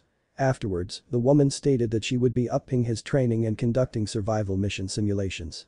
Now, while he was not the sharpest kunai in the pouch, he did not expect Mitarashi Anko to actually try to kill him. Every day it was the same routine for him. It started with him running laps around, inside and outside the forest of death, as he had to evade snackabites, shuriken, explosive tags, and a kunoichi who was without a doubt a log-damned sadist. Did he mention he was wearing chakra weights too? Of course it didn't end there, that was his warm-up exercise, as he now using nothing but brute force to jump. Had he not, he would have had a lovely little mark on his heel and poison in his bloodstream. Of course, he didn't expect a kunai to come whizzing out and cut his cheek. Blood slowly leaked out and fell to the earth where the twin snakes hissed and glared at him for not letting them bite him. Why the heck should he? Slowly shifting his hand back to his pouch, he chucked a kunai at a tree where he was pretty sure Anko wasn't lurking around, given the trajectory of the previous weapon that tried to disfigure him. A thin wire was tied behind the handle of the kunai he threw, and using it as a rope, he yanked himself forward as he stood on the surface of the tree's bark. Uzumaki Naruto caught his breath as he looked at the snakes not moving, they slithered there on the ground. Hypnotically gazing at him, their slow movements were subtle and mesmerizing, as his danger senses screamed at him. He ducked and sure enough, another kunai whizzed past him. Then he froze. No, not out of fear. He felt something that made him shiver. He felt two very soft things press against his back, digging into him as the inner and newly acknowledged pervert inside him muttered something to him. Words of indecency, lust, and debauchery rhymed in the dirtiest depth of his mind as he felt two arms wrap around his neck. They pulled him back further into the mushy area as his entire face became red and steam puffed out of his ears. A blissful moan reached his ears as he squirmed. A hot, very hot breath brushed his neck as the fragrance of something sweet invaded his nostrils. He stuttered out, mentally kicking himself for being nervous. It wasn't the first time this happened. However, at the end of the day he was a guy. He was teen, a hormonal teen no less, with certain urges that he couldn't release due to the sheer exhaustion his body took after training each day. This followed by his crazy temporary sensei doing these things to him didn't help his situation. For as far as he could remember, love and affection was something he was not given much, and those were two things he craved for. This was different. You only got one scratch, Gaki. Don't you want your sensei to make a few more adjustments? Anko asked as she tightened her hold on the flustered teen. Naruto's mind scrambled as a chibi Naruto with devilish wings and a tail appeared on his left shoulder, giggling lecherously, and give him two thumbs up. Apparently this was real training. Kunoichi specialized in seduction missions, and what Anko was doing to the blonde was apparently very lighthearted in terms of what she could actually do. He shuddered to think what else Anko had in store. The main problem was, and it was a guilty pleasure, he liked it when she did that. And of course came the blow to his gut and the orange-clad teen was plummeting down to the ground. Cerulean eyes caught sight of the two snakes rushing in at the spot where he would land. With a large thud, his body collided against the dampened grassy field. As the snakes wrapped themselves around his arm and leg, respectively, the boy smirked. He looked up at the snake summoner whose brown eyes were curiously focused on him, and he mouthed one word. Boom. True to his action, the body of the blonde exploded and Mitarashi Anko felt a sharp cold metal pressed against her neck. That was not easy to pull off, Naruto said as he held the kunai with a steady hand. He really didn't want to harm her despite her fatal way of training him. He liked Mitarashi Anko, she was a bit like him. However, in his mind, she was a fool to think dango was the food of the gods. So when did you switch out, Gaki? She asked with a sly smile forming on her face. Around the same time you took a break for 30 seconds, Naruto cheekily replied. Apparently having a gigantic fox in your gut had its perks. Naruto's sense of smell and hearing had gone up for the past 2 weeks. He tried to talk to the fox about it, but the damn fox ignored him vehemently and had the gall to call him a simple-minded idiot for thinking that he would cooperate with such a weak jailer. The blonde promptly told him that one day he would make said fox eat his words, to which the Biju told him that pigs would start flying sooner than that event happening. You're getting faster, Gaki. Swifter, he replied a bit cheekily. Anko had to chuckle at that. It was true, he had been improving. Ridiculously too if she could add. Naruto himself was surprised at how much he could achieve once he put his mind to it. A part of him wondered if he would become Rookie of the Year if he paid attention to Iruka's lectures. Unfortunately the boy had actually voiced this thought out loud and Anko being Anko had smacked him on the head. The snake mistress, as he learned about her unofficial title later, apparently hated the curriculum with a passion that apparently her friend Nai-chan matched. Kunoichi were pathetic in her opinion and they were more akin to glass dolls. Normally, Naruto would have yelled, argued, and pleaded that Sakura wasn't like them. She was Kunoichi of the Year after all. Now that he thought about it, she wasn't that good. Sure she was better than most of the girls, the only reason she sort of won that title was probably due to her large volume of knowledge. Swifter, but not that sharp yet, she said, and disappeared in a puff of smoke as the real Naruto experienced the same thing his clone felt. Now, if only she wasn't poking his chest with a kunai right now. Do you have to do that all the time? Naruto asked, pink staining his whiskered cheeks as his blue eyes averted the gaze from the playful expression Anko's face. Instead of receiving an answer, he felt something soft and round press against his right cheek. Yup, Anko was rubbing her cheeks against his, and he was not going to complain about it anytime soon. Aw, Gaki, the snake mistress almost purred with a voice that he could only describe as alluring. You're not screaming and flailing anymore. It was true. 20 days ago when she hugged him for the first time he was yelling child molester and whatnot. Apparently being a shinobi made you of legal age, but he would maintain some decorum databeo. Plus there were the 3 prohibitions to follow, which nowadays most people never did. Women, money, and alcohol oftentimes broke a shinobi. He was sure that a legendary shinobi would never mess with all 3. In some village where an onsen was, a white-haired man sneezed. You said it yourself. I have to improve or a Kunoichi will kill me sooner than I can think, Naruto said with small grumble. Not that he was complaining about the situation, but apparently the weaker sex's manipulation was one of his greatest weaknesses. Or as the Kyuubi told him, his ass was grass against women. What about me? Won't I kill you, Gaki? She asked as she pressed even further into him. Naruto quickly used a substitution as he didn't want his pants to be a bit tighter from the nice warmth he was receiving from her sinfully sweet body. Outing, the snake mistress let go of the log and crossed her arms under her chest. Don't worry about that, Anko-san, Naruto said as the pink was finally leaving his cheeks. Stretching a bit, he was sure that the warm-up run was over by now.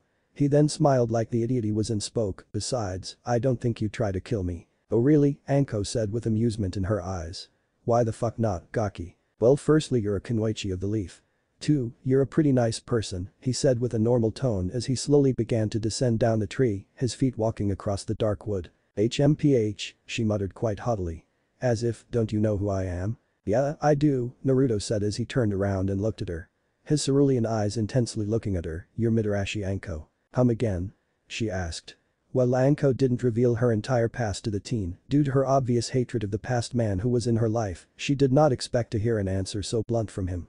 She was however sure that he noticed that she would often get a few glares, hushed mentions, and had a general lone nature, with the exception of a few friends. Why? I said it once already, Dadabeo, Naruto said as his eyes squinted. Why were women like this sometimes? His Jiji told him that it was answer that even the Shodai Hokage didn't even know. Apparently he was quite afraid of his wife, who was in Uzumaki, and from what the Sandame told the blonde, she was very, very dangerous. "Forget it, Gaki," she said as she walked with him now, and both remained silent. It was only a matter of time before one would speak. Any minute now. The silence would break. Both of them were energetic, loud, and stubborn. Anko believed she was more stubborn than him and she would win. Unfortunately the whiskered blonde teen's mind was elsewhere. Soon enough they had both made it down to the ground and were walking towards their usual training spot. "Okay, Gaki," Anko spoke a bit impatiently. The teen looked at her with a confused manner. "I don't remember dissing on Dango today," Naruto thought as he feared for a kunai being aimed at his special place. That was apparently the golden rule with Anko. You never, ever place any food over Dango. "I'm going to ask you straight," she spoke as her brown pupils locked onto his blue ones. "Don't you see how some of the people glare at me? Don't you see how they talk about me or you when we're in the village together?" "I kinda did notice," Naruto said as he shrugged his shoulders. He was used to it, well not completely, but his day felt incomplete with the usual glare and hushed whispers of him, Brad and many other derogative terms. He did notice that Anko too received similar glares, lighter ones to be exact, but they were there. Frankly speaking it wasn't his business, and a part of him did want to pry into it, but some things were better left unsaid. He had an idea of how she felt about the whole thing, that was exactly the reason why I didn't ask her or pressure her. Uzumaki Naruto never judged anyone for who they were okay, except Sasuke, but he was exceptionally gifted in the art of being an asshole. And? "I thought you'd be playing 20 questions about it now," Anko said with a bit of disappointment in her. She wasn't that close to the brat, but she had to admit that he was exceptionally cheerful, and his attitude was one of a kind. That said, she was more or less getting used to interacting with the Jinchuriki of the Kyuubi more. The fact that he didn't seem to care about the similar slighted views she got made her feel a bit strange. "Honestly, it's not my business to ask you about it. We all have matters we want to keep to ourselves," Naruto spoke with a shrug and then smiled a bit. His hand slowly rose and scratched the back of his head, an action he often did while speaking, besides it doesn't change anything. "What do you mean?" "It's just what I meant, Adebayo," the orange-wearing genin loudly proclaimed while throwing his arms up in frustration. Why couldn't she just drop the issue? Troublesome, indeed. How could he fix this? He needed to be smart about it, he needed to be careful and fuck it. He would say it just like he meant it. Releasing a sigh, he spoke as he looked her dead in the eye and spoke with all the "I mean that no matter what happens or any of the villagers say, you're still going to be Anko-san to me," Naruto said as he said it like it was the most obvious thing to the world. As if by Kami's will, winds blew in the forest and instead of creating a dramatic effect that one could hope for, dust flew in his eyes as he mentally cursed all that was not Raymond and furiously rubbed his eyes. Eddie stopped and registered the snake mistress's reaction. He would have seen a pink hue caressing her cheeks as her brown eyes widened and heard the soft hushed gasp escaped her throat. This was a new experience for Mitarashi Anko. She had friends, not many of them, but she did have them. This was the first time a person she barely knew giving her such an odd sense of comfort and acceptance that she didn't think was possible. As she watched him childishly curse the dust particles, she couldn't help but laugh at his actions and the thing he had just said to her. Now this was something the blonde registered as her small act of happiness made him feel bewildered. He had seen her smirk, heard her laugh, and even threatened to carve away what made him a man, but this was different.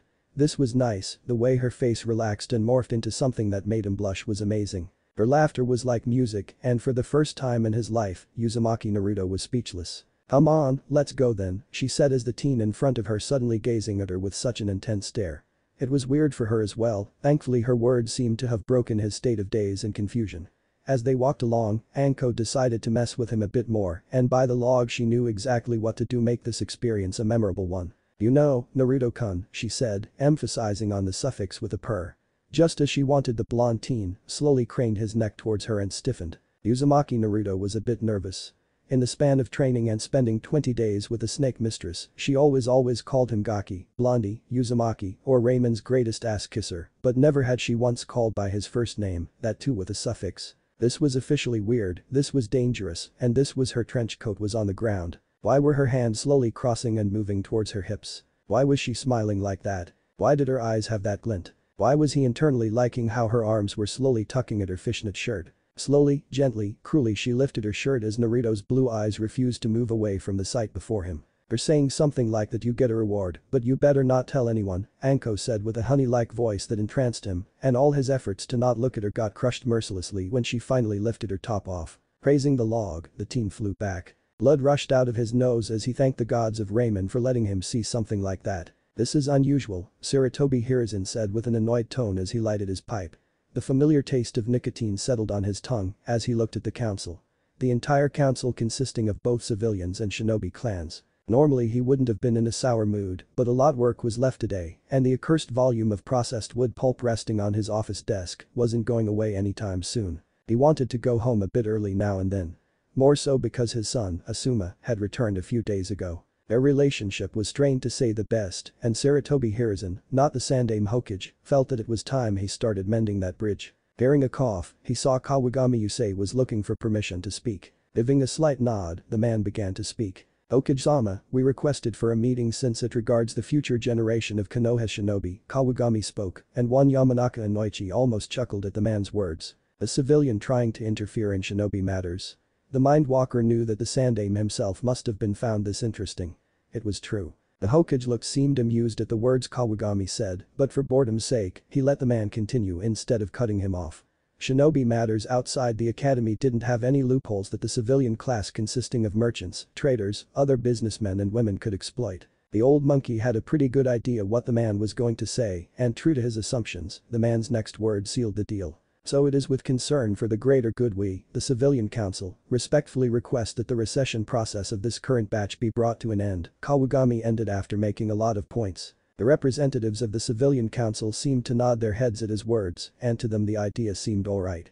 Their children had been studying hard for years, only to have their dreams at becoming a great shinobi taken away from them seemed cruel and inhumane. "I see," the Sandame Hokage said with a raised eyebrow. The man, Kawagami, had been talking for quite some time, and his old trusted pipe served as proof as the final puff of smoke was exhaled. He looked at the clan heads and saw that they were not impressed. Not one bit. Personally speaking, he was quite tired of the meetings that the civilian council often held. If it weren't for the fact that Konoha still needed a year or two before they finally recovered from the debt caused by one very orange and large fox, then there wouldn't be a civilian council in the first place. His old friends, Kaharu and Homura, supporting them was something he found distasteful, and ever since the Uchiha massacre incident his relationship with them was kept to nothing more than strictly professional. "Inyazuka-san," the Sandame spoke as he looked at the current clan head of the Inyazuka clan. Inyazuka Tsume was a hothead by nature, but was composed when not provoked, and judging by the nearly annoyed look she had, maybe it was best to let her loose on them. No pun intended. "What do you think of that?" "Completely unnecessary," Tsume replied as her slitted eyes narrowed at Kawagami. She spoke, a tongue of steel forming sharpened words. "The overall skills that most genin now have is pathetic compared to the ones from the previous generation. I remember 10-year-olds being more athletic than these kids, my own pup included." Just like he expected, Tsume kept it short, crisp, and to the point. She didn't say anything wrong and it was true. Unfortunately, the other half of the council didn't seem to agree with her opinion. "Their only children," Inyazuka-san, another member of the civilian side spoke. Sakazaki Tenchi, one of the more prominent rich men in Konoha, looked at her with a flabbergasted expression. "The reason why we agree to this is because we don't want another Uchiha Itachi to emerge." Uchiha Itachi was an exception, Yamanaka Inoichi spoke this time. The man looked at the Hokage and understood he was allowed to continue. Even by bizarre standards, Itachi was different from most shinobi. "I've studied his file at least 100 times by now.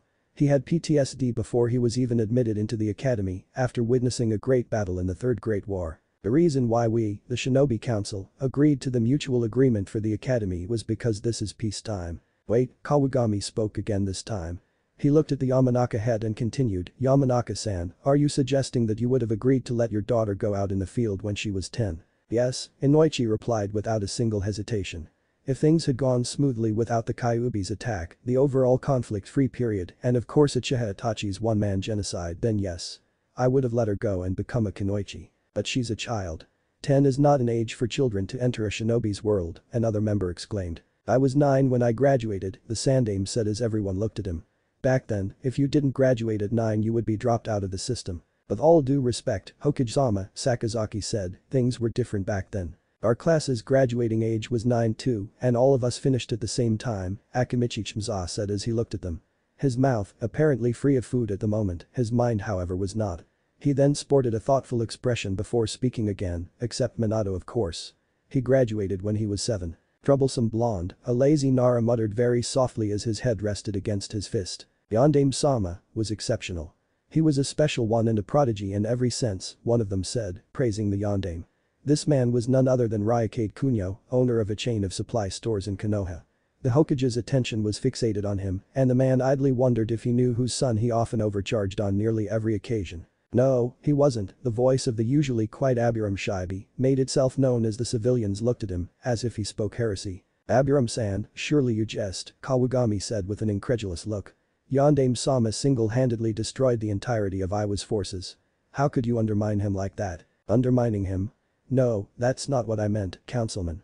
Namikaze-san was an exceptional shinobi, from day one, since all us knew him, the Kakashi user said, the lower half of his concealed. But you just said. I meant in the regards of what you said by special, the Abiram clan head cut off the needless argument. Namikaze-san did not come from any clan, he was an orphan like so many others. He was however, highly driven and had a tenacious dedication that none of us possessed.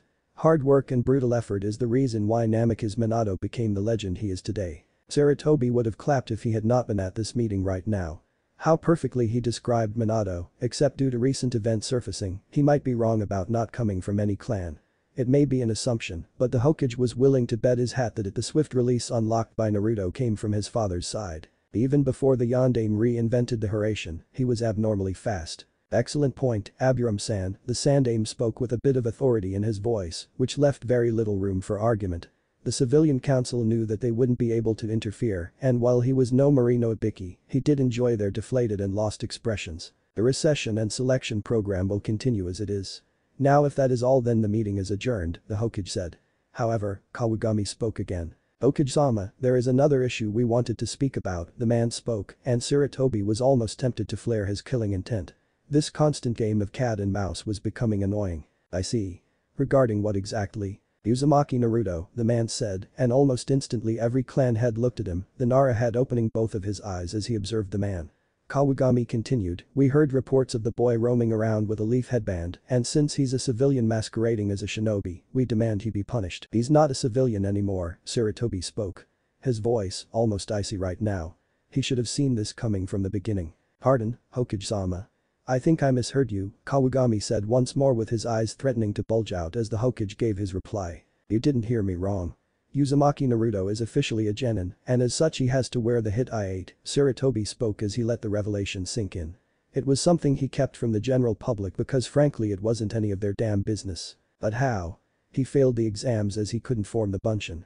To become a shinobi he needs to know the Academy 3, Sakazaki would have continued, but Inyazuka Tsume's laughter didn't give him that space. Sorry, Hokage-sama. That was priceless, the Inyazuka clan head laughed a bit more and soon after the Akamichi head started laughing. Followed by other clan heads and the Hokage himself was holding back his mirth. Is this funny? Kawagami said with a stupefied expression. That brat gets to become a genin, but civilian children, normal people will get drafted. Are you implying something, Kawagami-san? Nara Shikaku said as he stood up straight and looked at the man with a serious expression. Something that was very rare and highly unusual for any Nara in general. Apologies, Nara-san. But I don't understand your question. Normal, the Jounin commander repeated the keyword the civilian representative used.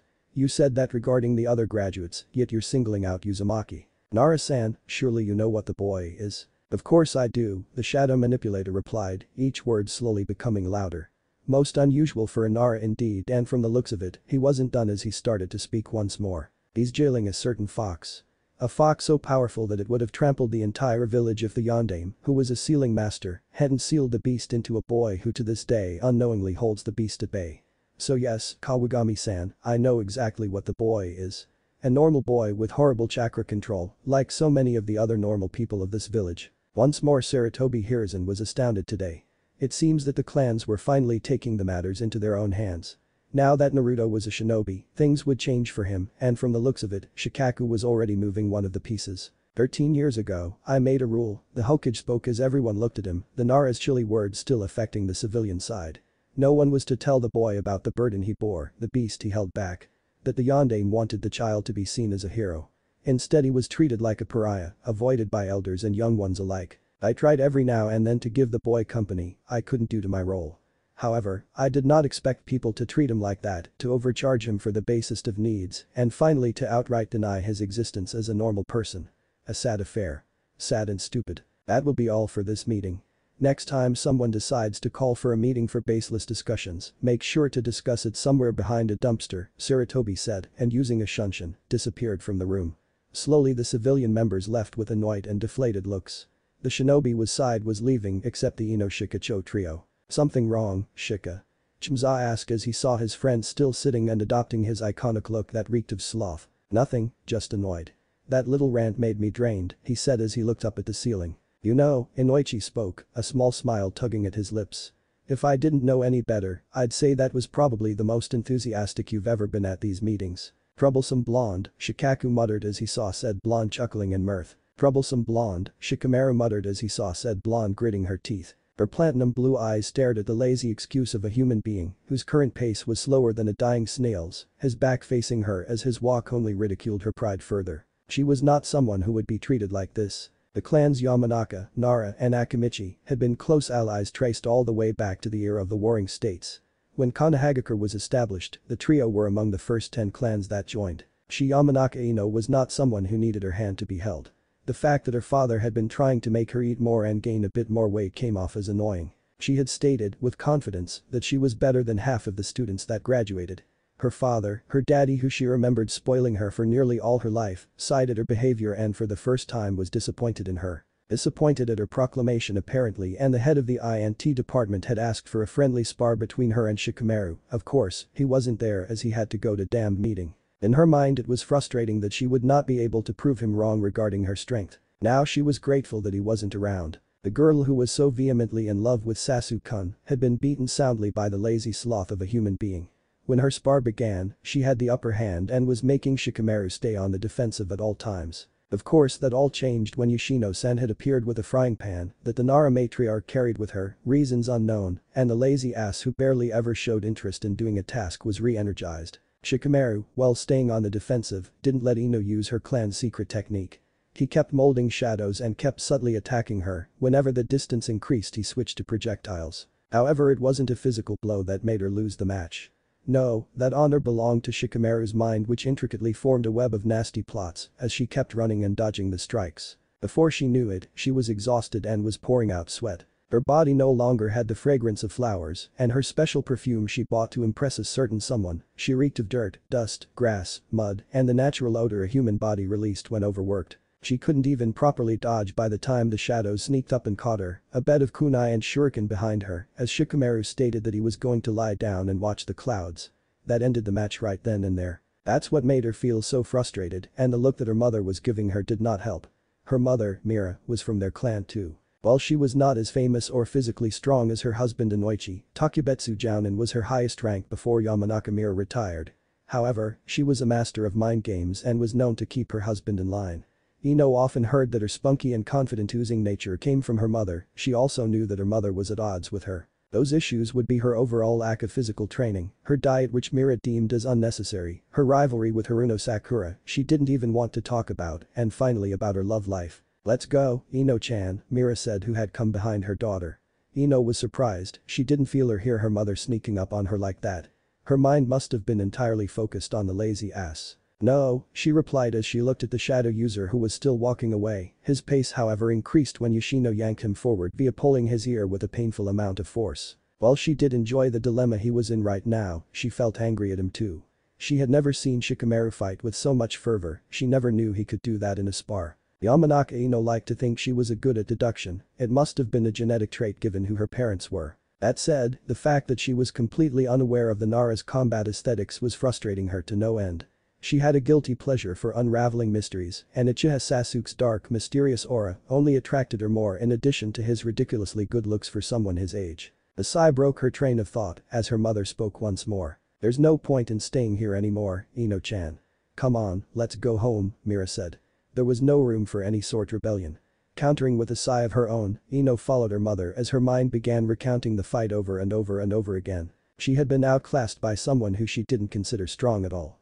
Sasu-kun was the only person who could have beaten her in such a one-sided fashion, is what she kept telling herself, and the replaying images in her head told her otherwise. Had she made a brutal error? The boy she so vehemently loved made it look so easy when he would spar with others from the academy, as he would seamlessly counter all of their moves and make them look like children, as she, Sakura, and the countless nameless girls would cheer him on. Sure, he didn't voice his appreciation, but he would one of these days. "Any for your thoughts, dear?"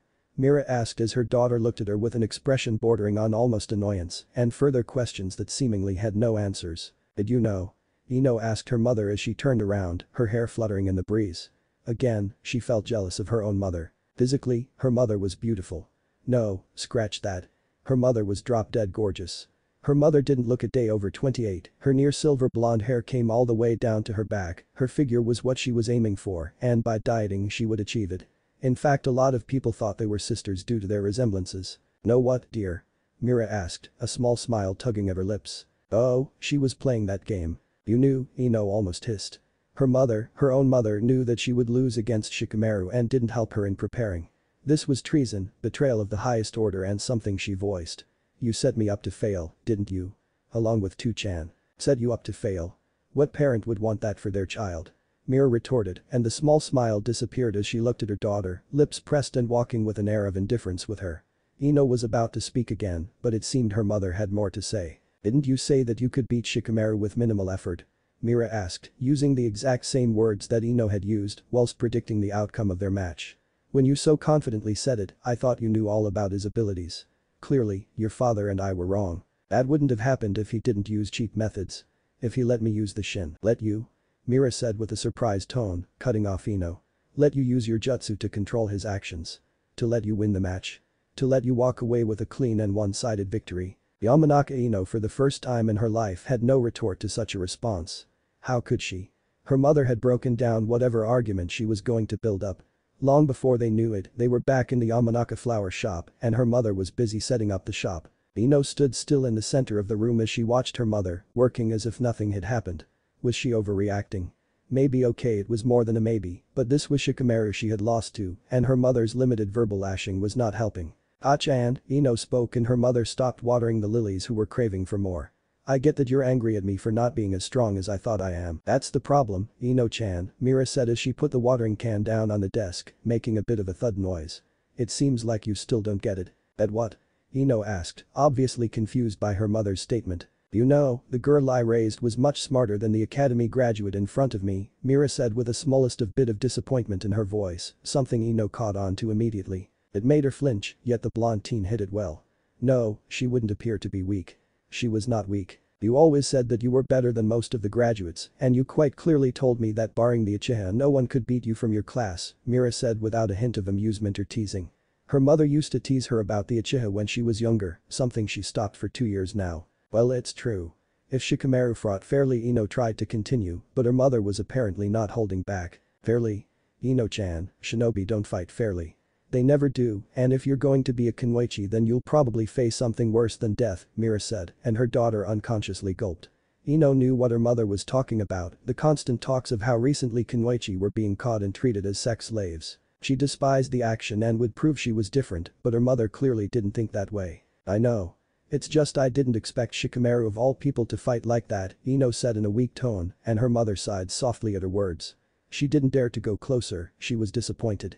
She had let her mother, her father, but most of all she let herself down. It just goes to show that nearly anyone in your class could beat you, Mira said, and this triggered something in Ino. Okay, that was bullshit. Ah-chan, I love you and I may have lost but no, Ino said with a stern voice, confidence once more taking its rightful place. Not everyone can beat me. Maybe Sasuke-kun and Shikamaru but none of the rest. Okay, what about Choji? Mira asked and before Ino could point out why exactly she would win, her mother raised her hand. Once he becomes angry after you call him fat. That was different. Choji did not like being called fat, he once crushed a chunin by sitting on him. The entire weight of the Akamichi air focused on the man's spine. It was a cruel action. Moving on. What about the Inyazuka boy? From what you've told me, the only one he has never won against was the Uchiha boy. That counts for something, right? Mira said and once more Ino could not deny the logic in her words. The same can be said for the Aburamaru too. Their clan rarely uses taijutsu, they rely on their Kakechu to do their work for them, Mira said, and Ino groaned as she remembered the bugs that constantly buzzed around the creepy dude who hid his face. She did not want to fight against him. Gross. Then she remembered something. What about Hinata? I've beaten her several times before, Ino said as she remembered how the Hyuga heiress would often forfeit the matches against her. Oh yes. I forgot about her. Hitomi's daughter, Mira said with a sad look in her eyes before she smiled. Ino had no doubts that her mother was thinking about Hinata's dead parent. She looks a lot like her and is perhaps even kinder than she used to be. Pardon? Ino had to ask. Well, Hitomi also used to throw matches like that. In her own words, she could never harm her friends or people she cared about, Mox bar or not, the silver blonde-haired woman replied as Ino looked a bit shocked at her words. Don't be so surprised, Ino-chan. I'm pretty sure that Hinata has no doubt forfeited a lot of matches, and not just against you. The words hit her like a sledgehammer. It was true, Hyuga Hinata did not have a single mean bone in her. She always wore those baggy clothes, stuttered nervously, and had a crush on of the biggest thick-headed idiot in the world. Achoo. Pound you. Oh crap baskets. Naruto yelled before he avoided a volley of shuriken, poisoned shuriken no less, as he jumped forward trying to live another day. Also you really don't get to talk about Sakura, Mira said as Ino looked at her mother with the slightest of anger. Why couldn't she talk about Sakura? Hell, both of them were nearly as strong as each other and, oh. See? Not one person, Ino-chan, Mira said with a wistful expression, disappointment and sadness clearly evident in her pale blue eyes. Ino didn't like how her mother had that expression, but she felt much more worse. Damn it. Ino internally yelled and turned around at a recent revelation. Every word her mother had said was right, she was only better than the civilians and, should she count him? He really didn't have any great skills to mention, he couldn't even do the simple bunshin. Who failed at such a task like that? He was loud, obnoxious, brash, wore orange and most of all tried to prove that he was as good as Sasuke. PFFT. As if. Their skills, personality and pretty much everything were on the opposite ends of the spectrum. Uzumaki Naruto had no greater good qualities. Okay, maybe she was being a bit harsh. Unknowingly her hand came up to rest on her chin as she thought about the blonde-haired boy. Okay, maybe she praised his guts for even thinking about putting Sasuke in the dust. Also, he never quit. His tenacity was unrivaled. Except the last day of the academy. He had failed again and she had seen the hopeless despair in his blue eyes. She was there with Shikamaru and Choji when they saw Naruto's face twist into a shape they had never seen. It was almost like Ino-chan, her mother's voice broke the young blonde out of her small thought and Mira noted how Ino stood. There was a look in her daughter's eyes and Ino knew for a fact that her mother caught on to it. Is something wrong? No, she tried to lie. Maybe her mother would buy it and, you're lying. Well shit. I was thinking about someone. Is it a boy? Yes. Ino-chan, honey look. I get that you like the Uchiha boy, but this time it was Mira who was cut off. Actually it's about another boy, Ino said and her mother sighed. A frustrated sigh no less. Look, if it's another one of those civilian merchant sons then, no. It was about that Naruto baka. Ino said a bit too loudly and far too quickly. Damn it. Stupid Naruto, making her speak loudly cause he looked depressed on the last day. However, the look on her mother's face distracted her more. Oh, Yamanaka, Mira said as she lifted her index finger to tap her lips. I haven't seen him in a while. Haven't seen him? Wait, you met him? Ino asked a bit surprised at this discovery. A couple of times. He actually buys flowers from us sometimes. Though he always comes in once a month, the Yamanaka matriarch said as she adopted an even more thoughtful expression on her face. Okay, this was officially getting weird for Ino. Her mother apparently knew Naruto of all people, and was concerned about him not showing up. But an even larger issue was that Naruto bought flowers. Was this Narnia? Ah-chan, this is Naruto we're talking about. Why would he buy flowers? Ino said with a bit of huff. Damn, blonde always annoyed her. Okay, maybe not her, but she was glad that he had a crush on Sakura. Every day he would ask her out and the result was the same as usual. A loud scream of Naruto baka followed by one punch from Sakura. Still she had to hand it to him, after asking out forehead that many times, he didn't give up. Actually he's been buying flowers ever since he was 9. It was right after the Uchiha incident, Mira said and stopped for a moment as her eyes widened. Ino caught this and decided not ask about whatever it was regarding the Uchiha issue. That was part of the reason why her fascination for Sasuke increased. The poor boy must have been broken and she wanted to comfort him. Then one day, at this Ino blushed, maybe they would get married. She raised her hands to her flared cheeks. Ino-chan, are you thinking Naruto?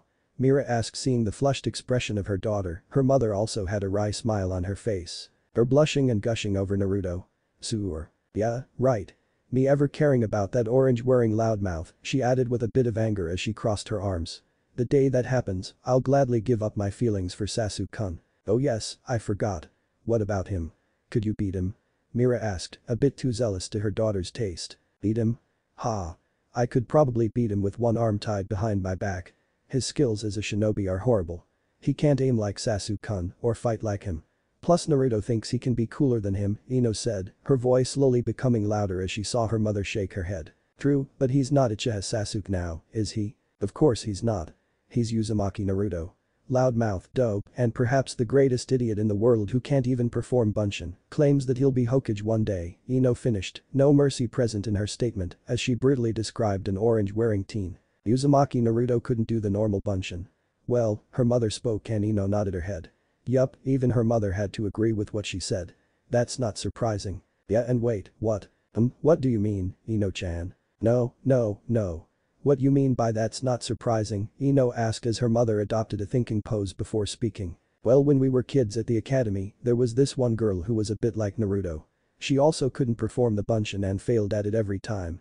Always making a dead, washed-out excuse of a clone, Mira said, and her daughter giggled at her mother's words. Yup, that's pretty much the same with Naruto. Who was this classmate of yours?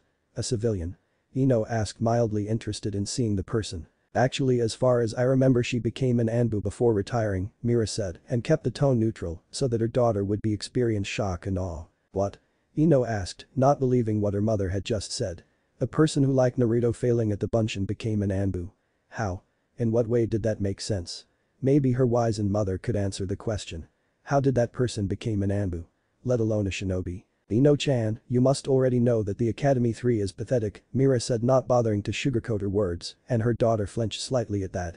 She continued, the main reason this person in our class couldn't perform the simple Bunshin was because her chakra reserves were very, very large. Large?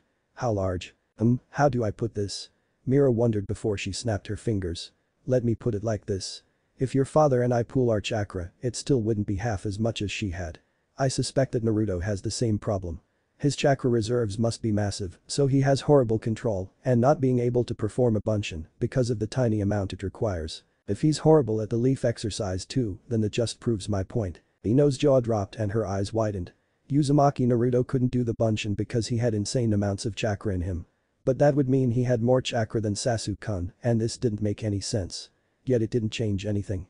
Uzumaki Naruto had failed, for the last time no less. Oh, look at the time, Mira said as she looked at the clock. Time to get ready. Okay, I'll. No you won't, Mira said, surprising her daughter. This time her mother had a serious expression on her face.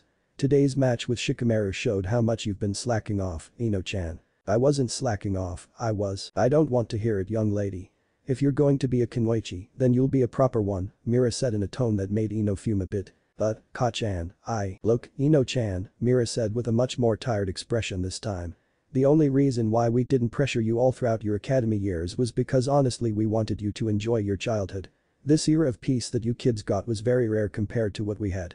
We grew up during the time of the Second War and fought in the Third. I pray to Kami that there will never be a fourth. Ino had feel a little guilty at her mother's words.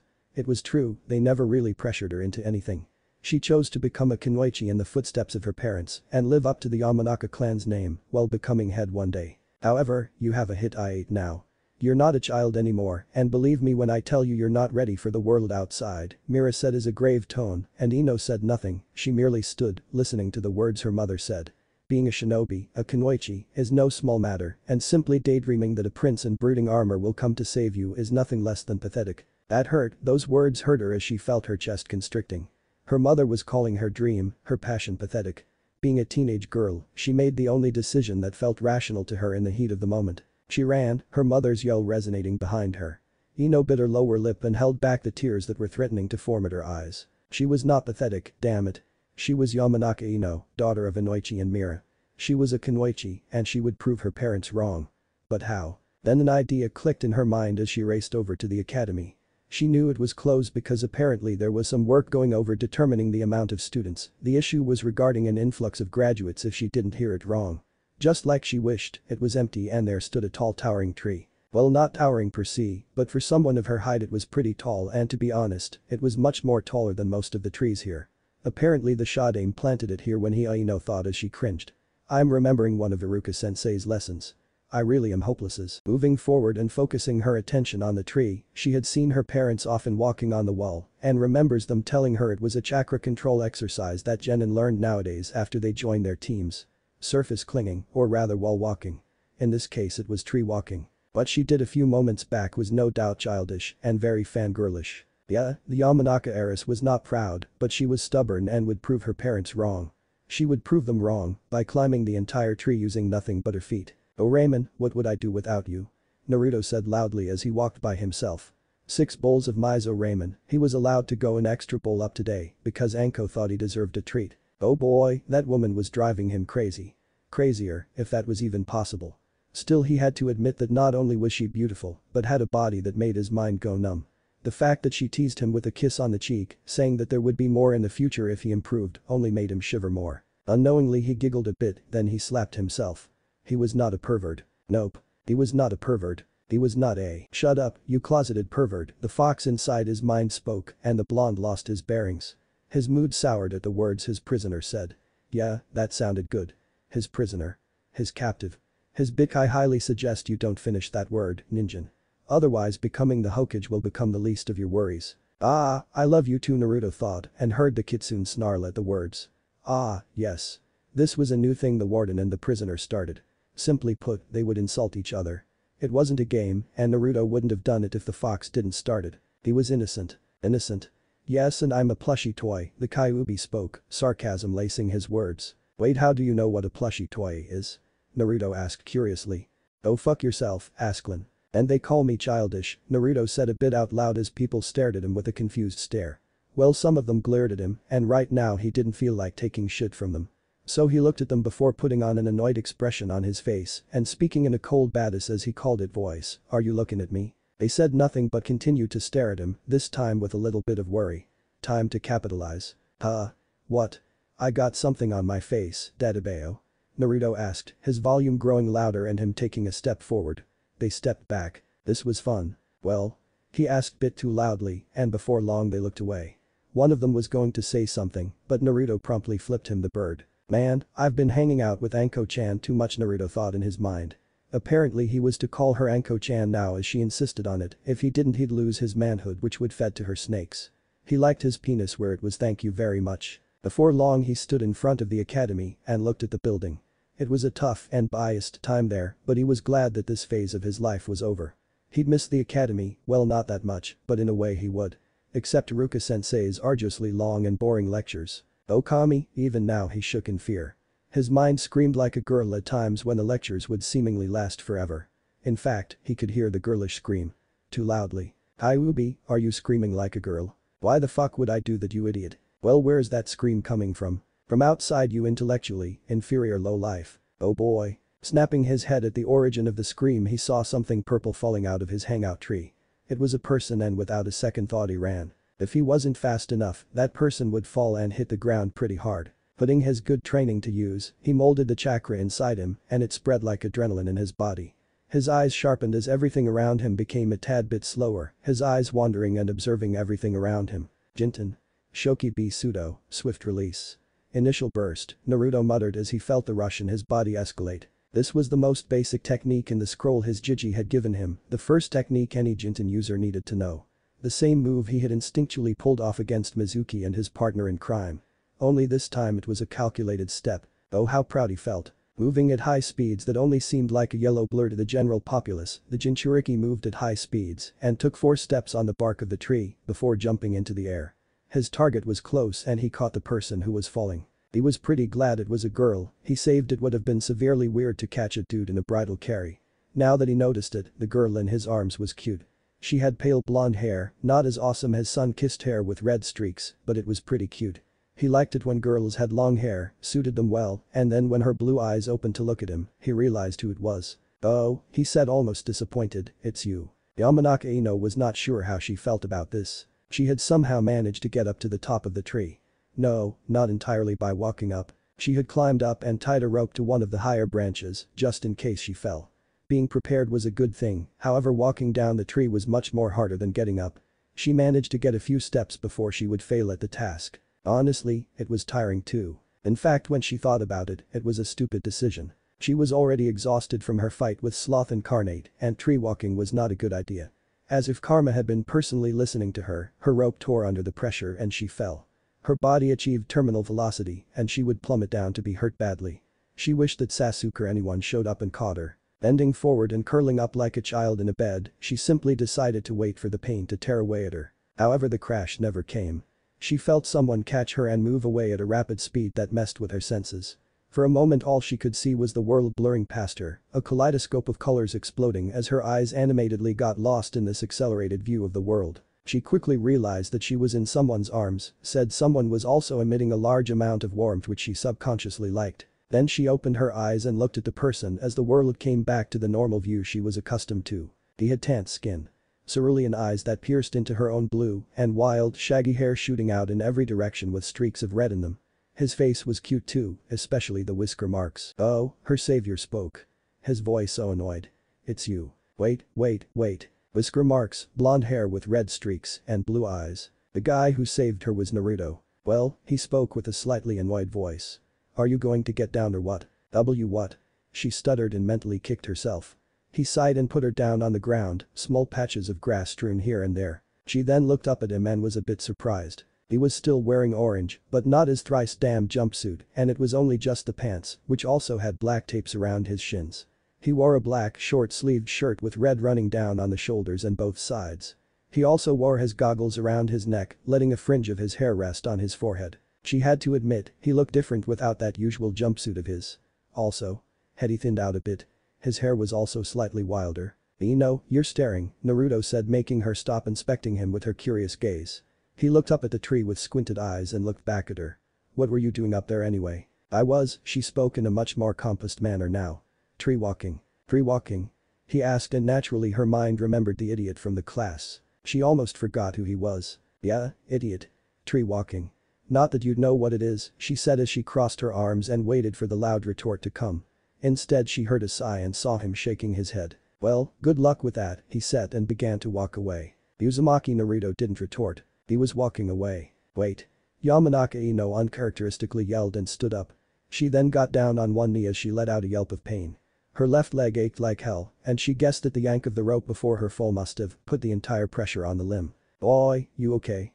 She heard and saw the resident prankster of Konoha looking down at her with a raised eyebrow. "I fell out of a tree, and my leg is bruised. How the hell am I okay, dope?" She said, and this time she noticed his cerulean twin orbs sharpening at her frame. Yamanaka Ino felt nervous under such a gaze. In all her life at the academy, she never saw the loudmouth look at anyone like that. True, they weren't the best of friends, hell she doubted if they were friends, but that didn't mean he should look at her like that. It must have been the way she called him dope. "Sorry. I was trying to be nice, but clearly you missed it," he said and spoke again. "Goodbye then." "Wait," once more the clan era spoke and the boy shook his head again, clearly not amused. Okay, this was becoming officially weird for Yamanaka Ino. Since when did Naruto act so normal? It was eating away at her brain. "What?" he asked as he crossed his arms, not even bothering to spare her a glance. Now that made her nearly snap at him. Who the hell did he think he was? Just because he saved her from falling down into a lot hurt didn't mean he had to treat her like that. She'd rip him a new one for that later, but needs came first when the devil drove. "I need help," she said with a stern tone. He snorted. "How dare he? Why should I help you? I already saved your ass once. Don't you see how I'm limping?" "I still don't see how that's my concern, Dadabeo." "Damn it, you idiot. You're going to leave a maiden like this?" "Maiden?" he asked with an amused tone. "Sewer. I can't believe someone like you actually buys flowers from our shop." Ino almost hissed out at the way the blonde was treating her. No boy ever treated her like she was normal. Boys would mostly swoon at her, however Uzumaki Naruto did not. Perhaps he was too stupid to function sexually. Yeah, that explained it. No, he had a pervy jutsu that proved otherwise. Nope, he was just plain stupid. Other boys would have relished at the opportunity to escort Yamanaka Ino back to her home. "Well, last I check it's a free village, I can buy anything I want," he replied and was going to continue, but preemptively stopped. He then smacked his forehead against his palm, quite loudly no less. She was starting to wonder if he was mentally challenged too. "Stupid Naruto, how could you forget?" he muttered to himself, but she heard the words and the tone he used. It was almost remorseful and as if he were kicking himself. The cerulean-eyed teen then looked at her before speaking. "Fine. Get on." He then turned around and got down one knee. Naturally not one to let this go, she had to ask. "Why the sudden change in heart?" He stopped and his voice seemed a bit heavy, guilty almost. "I need to buy some flowers." "Oh really, for what?" she asked with a confident smirk on her face. "I need to go to the cemetery." "Haven't been there in a while," he replied, and this caught her by surprise. This was something not expected from Uzumaki Naruto.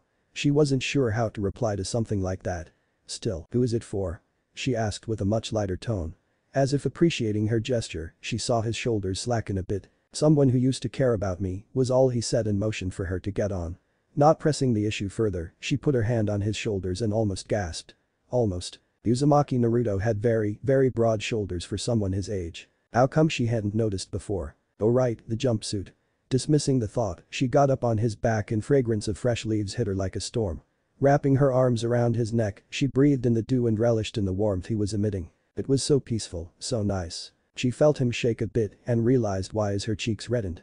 Her chest was pressed against his back and like any natural teen both of them felt a bit awkward about this. Right, he said with a cough and got up. Unconsciously she tightened her grip around his neck. His calloused hand slowly reached for her legs and instead of tracing his hand across her smooth legs even under the guise of an excuse, he rather held her heels.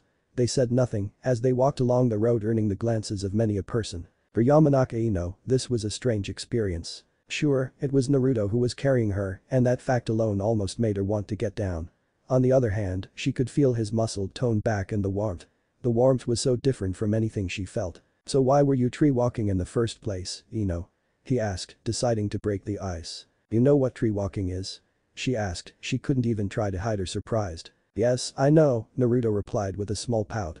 He then sighed, telling him that he was just helping her like he would any other person in need. Still the fact that she called him dope didn't put in any positive points in his book. And besides, she was Yamanaka Ino. One of the most popular girls of his batch and an heiress to a clan, what would she care of what he thought about her? She was just his classmate. Nothing more, nothing less. That's weird. You knowing things about actual shinobi arts, she said and heard him chuckle. I'm slow, Ino. Slow, not stupid. Though you and Sakura seem to think otherwise, Naruto stopped himself from adding the suffix to the pink-haired girl's name. Something that he would need to get used to at one point. Wait not, Sakura-chan? She asked incredulously. This was different. She was definitely in Narnia. Things change, Ino. People change too, he said and then stopped. His head looked up at the Hokage monument, his eyes focused on the fourth Hokage. Sure he now had a bone to pick with the guy, but at the very least it showed that the yellow flash trusted him enough to make him the jailer of the most powerful Biju. Uzumaki Naruto would become Hokage or he'd die trying. Ino, curious about his sudden stop, raised her face and saw he was intensely looking at the Hokage monument. She rested her face on his shoulders and for the first time she let out a small gasp. His face looked so different when he was serious. Almost like, Ino-chan, she heard her mother's voice and looked at the direction from where it came. Oh, she was standing outside their flower shop. The trip ended quicker than she thought. Well, that was a bummer. Wait, what? Ah-chan, Ino said, looking a bit downtrodden. Her mother was right, she was path. Wait, Ka-chan. Both Yamanaka females looked at the ramen-loving teen as he had a surprised expression on his face. Disbelief entered his mind as he looked at Ino's face on his shoulder and the woman before him. He sort of knew the woman. He used to buy flowers for his own little pots at home, but more importantly, he used to buy white lilies from that silver blonde-haired woman to lay it on his Maiko Oba-chan's headstone. Admittedly and shamefully he hadn't visited her grave ever since he became a genin, and that felt very hypocritical to him. However, he did not know that this woman, very beautiful woman he added in his mind, was actually Ino's mother. Now that he thought about it, they did look a bit similar, except the woman's hair almost gave her an ethereal look, though Ino looked a lot scrawnier by comparison. Okay, maybe he was being a bit harsh on her for the dope term and the fact that she used to be one of those girls who yelled at him whenever he fought against their Sasu-kun. Yes, both females replied. One of them curious and the other one smiling at the question. He would have scratched the back of his head, but he'd probably end up ruffling Ino's hair, so he decided to smile instead. Wow, I always thought you were her older sister or cousin. Lie, what a kind young man, Mira replied with a smile. It wasn't the first time someone said that and honestly she liked being told she was young. Back to the matter at hand, she certainly did not see this coming. The son of an old friend of Mira's, who passed away unfortunately, had her dear daughter on his back. It was a cute sight too. She then spoke, you haven't come here in a while. Ah, sorry about that, Naruto instinctively said it upon seeing her face taking on a thoughtful expression. I had some things to take care of. No need to apologize, Naruto, the matriarch replied and looked at the boy. We all need our personal time. That's true, Dadabeo, he said with a smile of his own. Yeah, this woman was another one of the few people who treated him normally. Not to the point where Uchiha Mikoto cared about him, but she was a nice lady too. Other than that, may I ask why you have my daughter on your back? You two weren't planning to run away, were you? She asked. Her voice teased as Mira's lip twitched upwards. Me? Both of them said at the same time. With him or her? Then both blonde and blonde proceeded to look at each other with annoyed stares before Naruto looked away as Mira giggled at their interaction. Anyways, Yamanaka-san, call me by first name, Naruto, Mira said as she crossed her arms. She then had an expression of mock despair on her face as she spoke, calling me Yamanaka-san makes me feel old. Right. I never knew your name, the Jinchuriki honestly replied. How could you? After all those flowers I gave you, Mira said, and Ino snorted at her mother's acting abilities. It's Mira. Right, Mira-san, he said and then continued, I need some flowers and also, to drop off your daughter. Speaking of which, why is my daughter on your back? Well, other than eloping I don't see any reason why, Mira continued. Don't worry about that, Mira-san. Nothing like that will ever happen between us.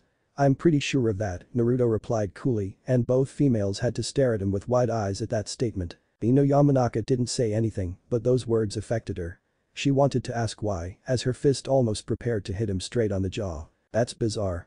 Anyway, come in then, she beckoned as she opened the door and moved inside. Naruto sighed and was going to walk forward, but Ino's voice stopped him. Naruto, she said with a bit of confusion in her voice. Said boy looked at her as she started again, do you have a problem with me? No. Why would I? Naruto asked, he was getting annoyed now. He had to go home, cook dinner and then read up on morph genjutsu. Then why are you treating me like this? Like what? Like I'm not your friend?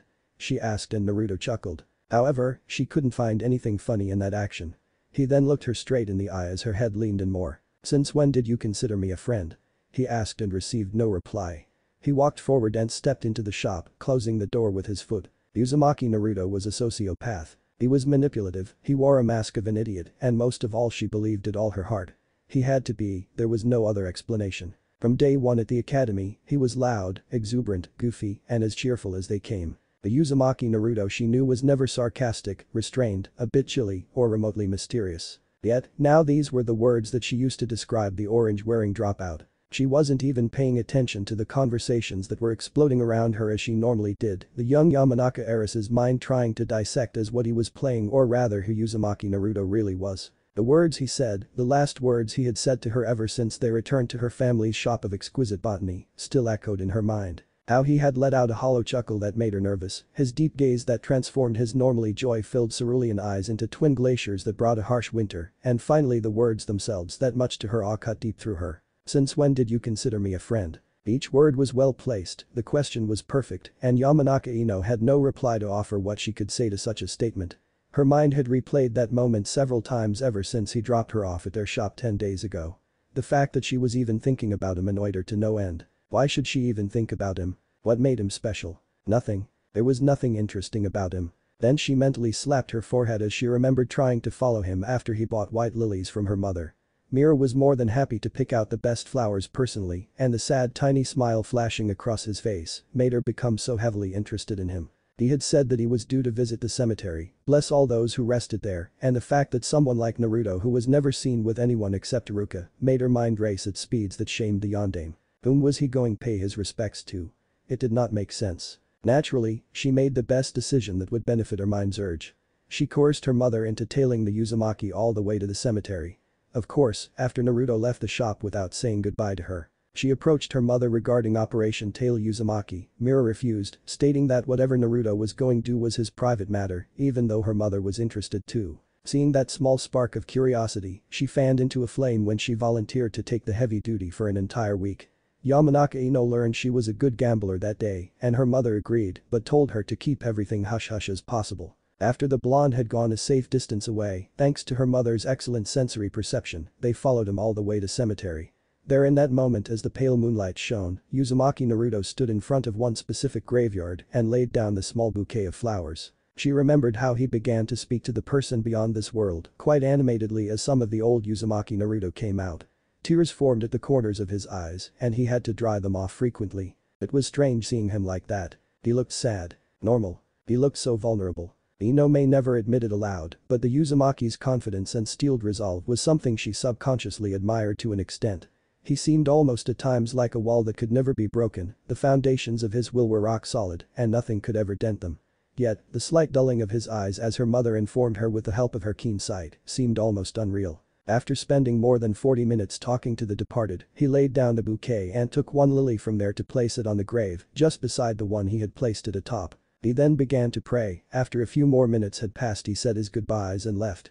After the mother and daughter duo were sure he left, they went to find out exactly who it was that was so precious to the loudmouth who made him look so vulnerable. The carving on the gravestone shocked the fellow females to a great degree as they tried to rid their suspension of disbelief, and her mother even went so far as to check if they were under the effects of a jinjutsu. They were not. She read the name on the gravestone of the person on which the flowers rested, gently giving it an aroma as their fragrance richened the aura. Uchiha Mikoto. The wife of the former clan head, killed in the massacre of the Uchiha clan.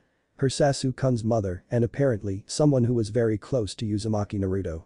It felt so unreal to her as she decided to make one conclusion after another, each successive reason making less sense than the previous hypothesis. In fact, it was insane as she concluded, when she tried to pressure her mother to get some intel regarding this discovery, Mira told her to drop the issue.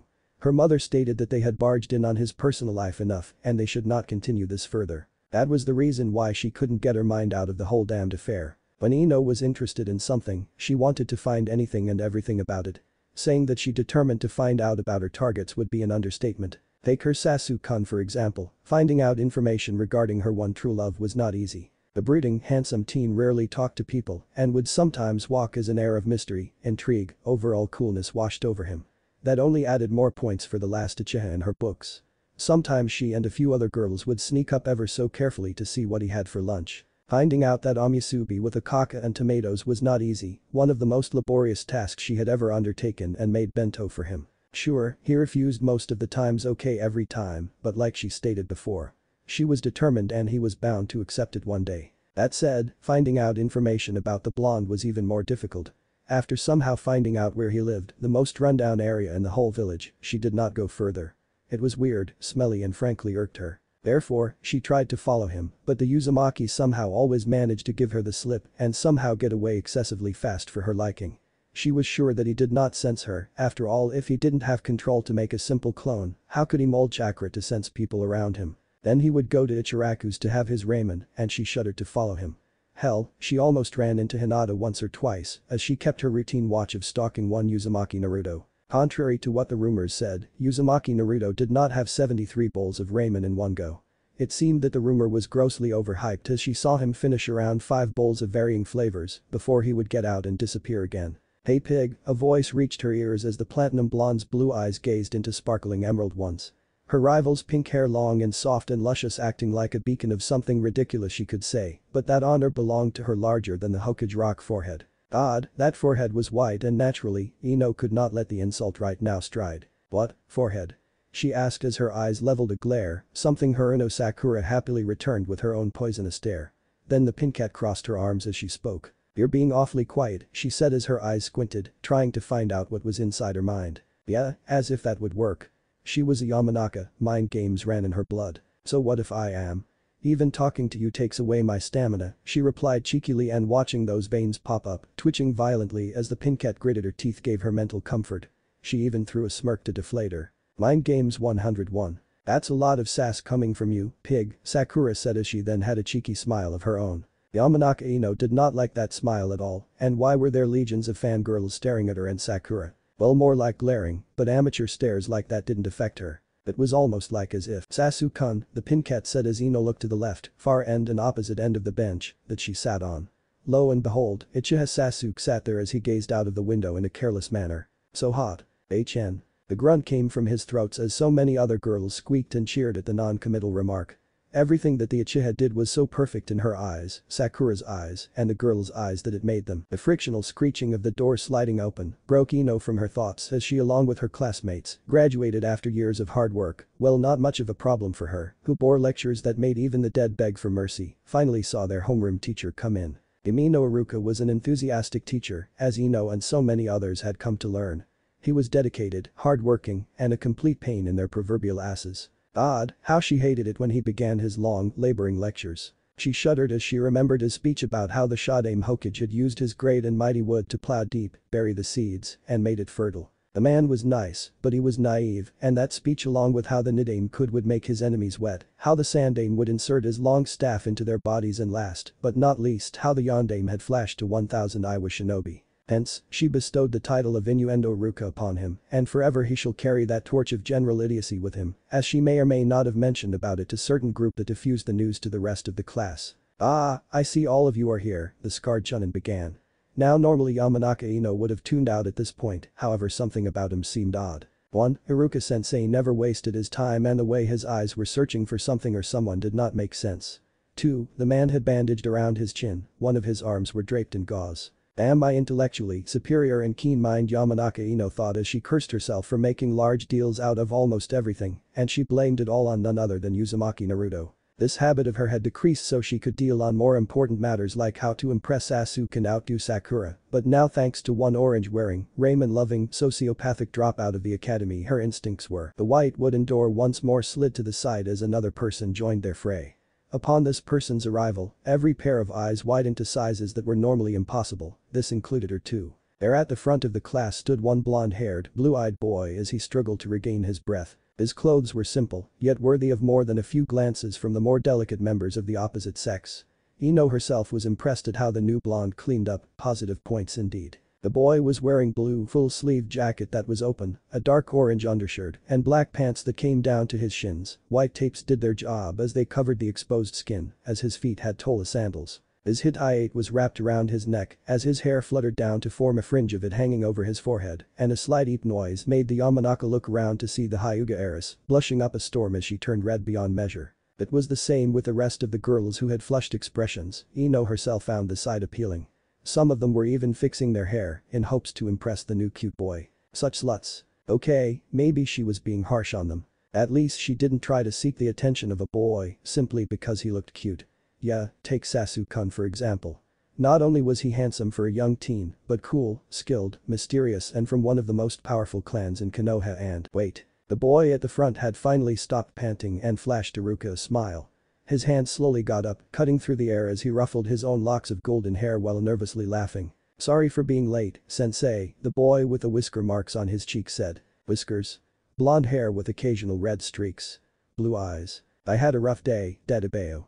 After that I went to do a few things, got tired because of some training and slept in, he continued. He had used a verbal tick known only to one other person and he had failed, but this couldn't possibly be Naruto, Iruka said, and Ino's mind scrambled, along with everyone else in the class.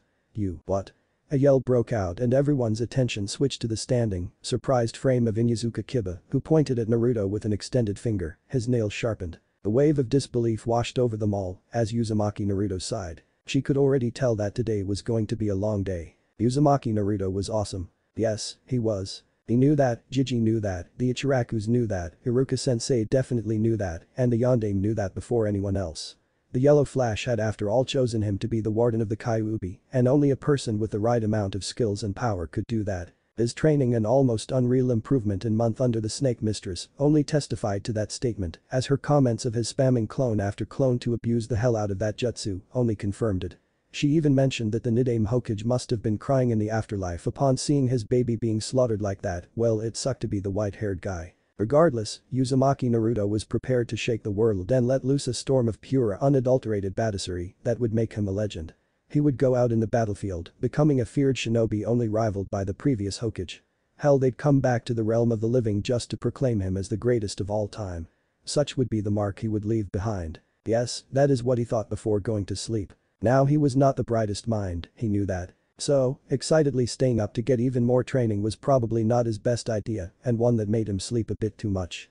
As per the expected result, he woke up to see that he was late enough that the team placements would be done without him arriving there in time. What if Iruka-sensei made him do chores again? Damn it, he couldn't look that bad on the first day as a genin. What would Oba-chan say? The thought of that woman who sorta acted like a mother figure when he was younger made him nerves calm. Ever since visiting her grave and pouring out his heart about how he would finally become a genin made him feel lighter. An invisible burden was lifted off his shoulders. His mind also cleared and he was able to work better after that. He had even laid flowers on her husband's grave, just one, but he did do it Dadabeo. That guy was weird. He remembered her husband, in fact, he was sure that the man was the one who gave him the title of prankster crime lord. Regardless, going to the flower shop and paying his respects was a good decision. The slight signs of self-loathing were clearing ever since he found out he was the Jinchuriki of the Kyuubi. It was amazing how a person who was no longer here in the world continued to provide him emotional comfort like that. Bonds were truly something he cherished, and the few people he had acquainted with him, yes even Anko-chan, were that precious to him. He would sooner give up his own life than let anything happen to them. He had even said this out loud in front of her and oh boy, did he get smothered in her chest. He complained even less now, mostly because he liked and she was starting to notice that he did not become a stuttering mess as he used to. So she started to drill him in other areas of his training along with other areas that described him drilling into her. God, she was one hell of a woman who made his thinking power go out. That said, the training session with her yesterday had drained him out already before he decided to be a smartass about it. Uzumaki Naruto ran as if the hounds of hell were on his trail as he sped past the general populace, shrugging off their glares and the pointless whispers. Maybe he ought to stop and show them how a scroll could hold a kunai without actually becoming one. He'd prove them all wrong one day. Thanks to the weight training, his speed had gone up without using his jinten and by the log, he was still wearing them casually. Whizzing past good ole Suzume-sensei who yelled at him for making her drop her paperwork, he laughed before stopping his pace. He nearly fell too. Still catching his breath slid the door open to see Iruka-sensei, and by the looks of it, they were going to get another lecture. Now, well Naruto looks up at the man like an unofficial older brother, he hated his speeches. They made noodles of ramen wither and drift away. That and the stare he was giving him did not help. Iruka-sensei's judgmental eyes. Naturally, the chosen champion of the color orange gave his response to any situation in which he may or may not have unintentionally fucked up. Yeah, Anko was starting to become a real influence on him. Letting out a nervous chuckle as he scratched the back of his head, he began to give an explanation. Sorry for being late, sensei, Naruto began. A small part of him hoping that scarred Chunin would muster a great and heartwarming amount of mercy in his heart as he would let the future Hokages on his way. Perhaps, he needed more incentive. I had a rough day, Dadabeo. After that I went to do a few things, got tired because of some training and slept in. Boom. Yeah, surely Iruka-sensei would accept this reasoning. It was true too, it wasn't like he was slacking off or something. Uzumaki Naruto never slacked off, he had so much energy that he could run for hours without tiring. How many other people from his generation could claim that? Very few, he mused, or none at all. However, it seemed that he wasn't off the hook as his teacher's eyebrow twitched. That was not a good sign. Then he saw him breathe in as his Adam's apple momentarily disappear into his throat before coming back to its original place. That was a bad sign. Naruto, Iruka spoke, and Naruto's mind was already trying to think of what to say. He could not bear to go through a lecture right now, that too about his tardiness. He was trying to avoid poisonous snakes trying to bite his ass, Dadabeo. You, was all that his sensei got to say before another spoke up. Loudly too. What? Came the sudden yell as Naruto slowly turned around and noted the general suspension of disbelief so maliciously dancing in the room. Everyone, every single person was outright staring at him. The boys were surprised. Shino was looking straight at him, Kiba was pointing his finger at him with shock so heavily featured on his face, Choji had stopped eating a chip halfway through, and Shikamaru was looking at him without trying to doze off. For some reason the last one made his danger senses becoming aware. However, it wasn't just the lazy Nara's stare that made it so. Uchiha Sasukage team was looking at him with his onyx eyes and trying to figure him out. Naruto had learned about the Uchiha's Kekkei Genkai and was wondering whether Sasuke had activated his. It was highly probable and quite honestly would make sense. Team knew how to fight, Naruto couldn't take that away from him. Even now, Uchiha Sasuke was his rival and one of these days, he was going to take that stick out of his ass. He owed it to Mikoto and he'd beat up Sasuke to the point of normalcy, then he would become friends with the Uchiha. Sasuke did seem like that sort of a person. Did this make Sasuke a Masachi? What are you doing here, dope? A shinobi must never show any weakness. Naruto remembered the words that Anko quite literally hammered into him when she would emotionally exploit some of his weaknesses. She knew exactly what to say that would rile him up, it took him nearly 13 days before he started to somewhat temper his mind. That was the only reason he didn't shout like he usually would have, part of him wanted to do it too. However, the cooler shinobi side in him made the blonde raise his hand and point it towards his hit I-8. Naruto didn't put it on his forehead due to his rush and loosely tied it around his neck. As the metal gleamed in accordance with the dramatic effect, a sharp series of gasps were heard in perfect synchronization. Well, that was something you didn't see every day. Shrugging it off, the Jinchuriki looked around for an empty seat and found it at the back with Choji and Shikamaru. That was good. While he may not have any good friends at the academy, the heirs of the Nara and Akimichi clans were the closest thing he had to friends, even though they only met at the academy and a few off meetings while passing by. They were cool, Shikamaru did not seem bothered by how he was practically isolated from other kids of his age, and Choji was Choji. He was a swell person, if not a bit heavy. Smiling like his usual self, he was going to walk away, but a sharp pain on the back of his head made him yelp in pain. He turned around to see Iruka's head blowed up like a monster, reminiscent of the ones that existed in his darkest nightmares, and started screaming at him as if he had stolen his ramen. Naruto! Iruka yelled, his vocal cords straining past their limits as the demonic howl echoed. A large wind expelled from his mouth sweeping across the entire room. Maybe his sensei used Futon for this routinely display of righteous wrath. The scarred Chunin balled up his fist as the veins pumped furiously. Why the heck were you late? Like I said, sensei, the boy began while lightly glaring at the instructor. I trained too much and fell asleep, Dadabeo. Is that too hard to believe? Given your lack of effort, yes. Sensei, come on. I do give effort.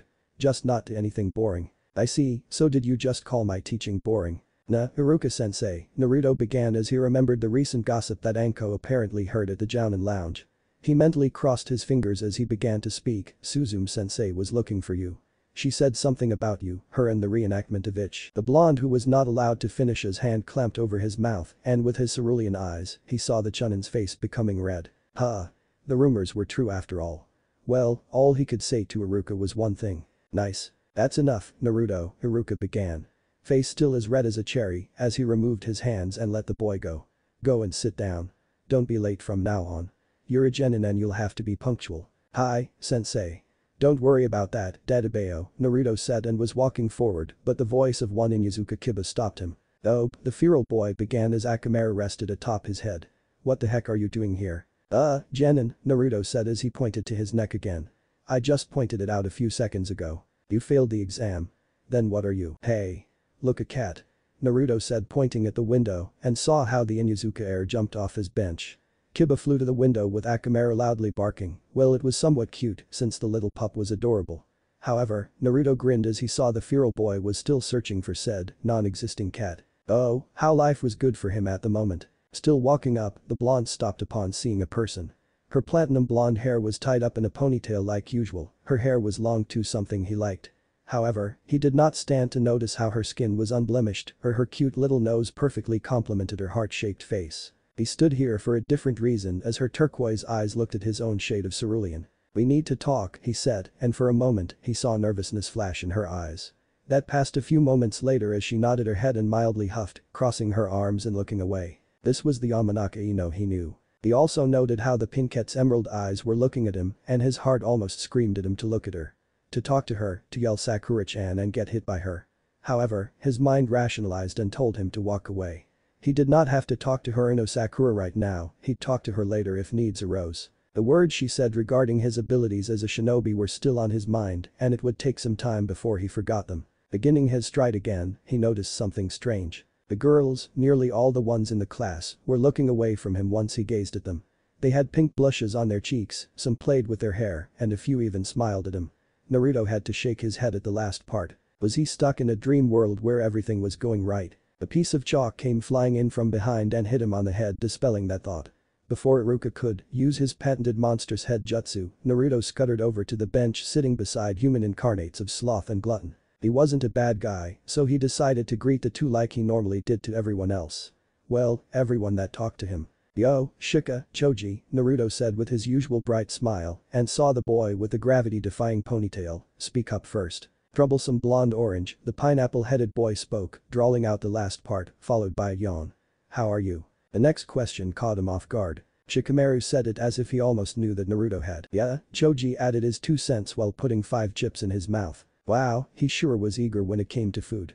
Other than that, Naruto didn't know what to say to them. He had been so overzealous with training, physical improvement and Fukinjutsu that he had forgotten to ask Jiji or anybody else who knew of his current situation on what to say. A shinobi must see the hidden meanings under the hidden meanings. Yeah, sure. Like saying that he housed an immortal asshole of a titanic fox inside him, was one of the last living descendants of a clan that was related to the Senjus, had a Kekkei Genkai and had royally kicked the asses of Tuchun and made very good sense. He could use help right now. Now, Iruka's voice cut through the air as he spoke, diverting all the attention towards himself. As I was saying before, Naruto decided to make his fashionably late entrance. As you all know, an evaluation had taken place recently. You'll see that a lot of students who had passed the test are not here. The reason for that is they were not fit for being active genin. While they did pass the aptitude exam and had the basic Academy 3 down, their other skills were substandard. Hokage-sama himself has overseen this process. Naruto is here because here he took the test, as he had been given the wrong paper when he gave his exams, of the old curriculum no less. Silence screamed in the room as nearly every darted towards him, except Sasuke. That was no surprise there, except now as Broody McBroodster turned around and gave him a glance. The glint of a challenge shone in the Uchiha's eyes, and Naruto noticed it. Was Sasuke glad he was here? Once more shaking his head at the disbelief of what may have just happened, his view on everything was slowly changing. Maybe the world would finally accept orange as the greatest color. Maybe. Now then, Iruka spoke as a smile stretched across his face. His eyes filled with warmth, chest heaving up with pride and a sigh left his lips. Oh no, Naruto thought with horror as realized that Iruka was going to give a lecture. The slight snoring sound beside him made the Jinchuriki realize that the Nara heir was already asleep and Choji was still munching on those chips. Oh wait, this was a different bag of chips. In his opinion, the Akimichi must have been loaded considering how Choji ate. The entire clan were supposedly filled with fat asses that made the earth shake as Anko had put it. You're all shinobi now. Genin as the first step to Iruka's mouth kept launching out words, but they were registering as nothing more than gibberish in Naruto's ears. A foreign language entirely, and it was hypnotizing him. It made him feel drowsy. The orange-loving teen blamed that on the lack of sleep he already had, and slowly his eyes were shutting. Everything was becoming blurry. Shoulders were slackening, and his head slowly came down to rest on the wooden desk. The Akimichi's rhythmic chomping of the deep-fried food served as a well-received lullaby as he tried to pay attention to what Iruka was saying. He had to pay attention now, after all, he was a shinobi. The future Hokage, and a yawn escaped from his mouth as he told himself he would listen to what Iruka had to say. He absolutely failed. He smiled as his head rubbed his cheek into the smooth polished surface of wood. Yes, life was good for him, and everything was perfect except it wasn't. He began to hear some noises of girly voices as they came in like broken signals on a radio. His head could not understand what the words meant as his eyes were still closed and darkness was all he could see. Now if only someone decided to stop poking him. He was enjoying his 5-minute nap. Naruto felt the jab again. Clearly, someone was trying to make sure that a certain genin didn't receive his well-earned break. Yawning once more, the blonde-haired teen slowly got up. His neck lightly croaked as small cracking noises thundered from his head. This was going to bother him, wasn't it? Finally opening his cerulean eyes, he scanned to see the classroom in its usual hustle and bustle as he received a few stares from the girls, followed by some blushes. Boy, it was weird. He yawned once more and put his arms behind his head, stretching out his body as it fitted to his shirt, which he did not realize. Hearing some gasps, squeals, one eep, and whole out of O being let out, he stopped his action while remaining in that pose. Confusion seated inside his mind as his eyes blinked to see most of the females of his class suddenly gush out and look away from him. What the fuck? He thought as he tried to ignore the situation. It wasn't easy, and top of that, he didn't like it. Maybe he could, and there was the poke again on his left arm. Tilting his head to the left like certain puppies do, he saw Yamanaka Ino standing there. At first she seemed angry and annoyed like usual, but then for a moment her cheeks became pink. Followed immediately by her shaking her head and then crossing her arms. That must have been her thing, like how he often put his hand on the back of his head. To each their own. You said you wanted to talk, Ino said as she finally looked at him again. If the blonde had to be honest, she was very interested in what the suddenly transformed dropout turned graduate of their class said. This situation alone demanded her attention, and by the log, she would delve in deep to find out the mystery that shrouded Uzumaki Naruto. Unknown to her, the orange-loving teen got up slowly as he looked at the front of the class to see that Iruka-sensei wasn't around anymore. Wait, if he wasn't there then that meant you're on team 7, Ino said suddenly as if the girl had been reading his mind. Anko did say that Yamanakas were interrogators and could read minds, but they needed physical contact. He was sure that Ino didn't read his mind when she poked him, did she? Wow, he was paranoid nowadays. Oh, right, Naruto said, trying to shrug off the thought that Ino had possibly invaded his mind. In all honesty, he wasn't afraid of his secrets as much as he was afraid for the girl. He hoped she never goes into his mind, the fox might tear her apart for shits and giggles. Who are my teammates? He quickly added, noting that Ino might catch on to him for his late replies. He was hyperactive after all, something he was sure he couldn't get rid of too soon. Maybe when he was older and had a ridiculously short haircut. Oh yeah, that would be the day, and then some frizzy-looking kid with a weird mohawk and tribal markings would kill him. Sure, as if someone like that could ever touch his swift ass. At this question, the girl almost seemed annoyed and hopeless too. For Ino, it was a travesty as she figured the teen she woke up from his slumber had been sound asleep when Iruka announced it. Though it does explain why he didn't shout out when the team placements were announced. With a sad sigh parting from her lips, a wrenching pain in her heart, and a small bit of regret threatening to make her almost break down in depression, she told him. She told him of the fate she had been denied and the one he had been granted. Here with Sasuke-kun in forehead, she said as she thought about the tragedy. Now Sakura, forehead, would get a chance to bond with Sasuke-kun.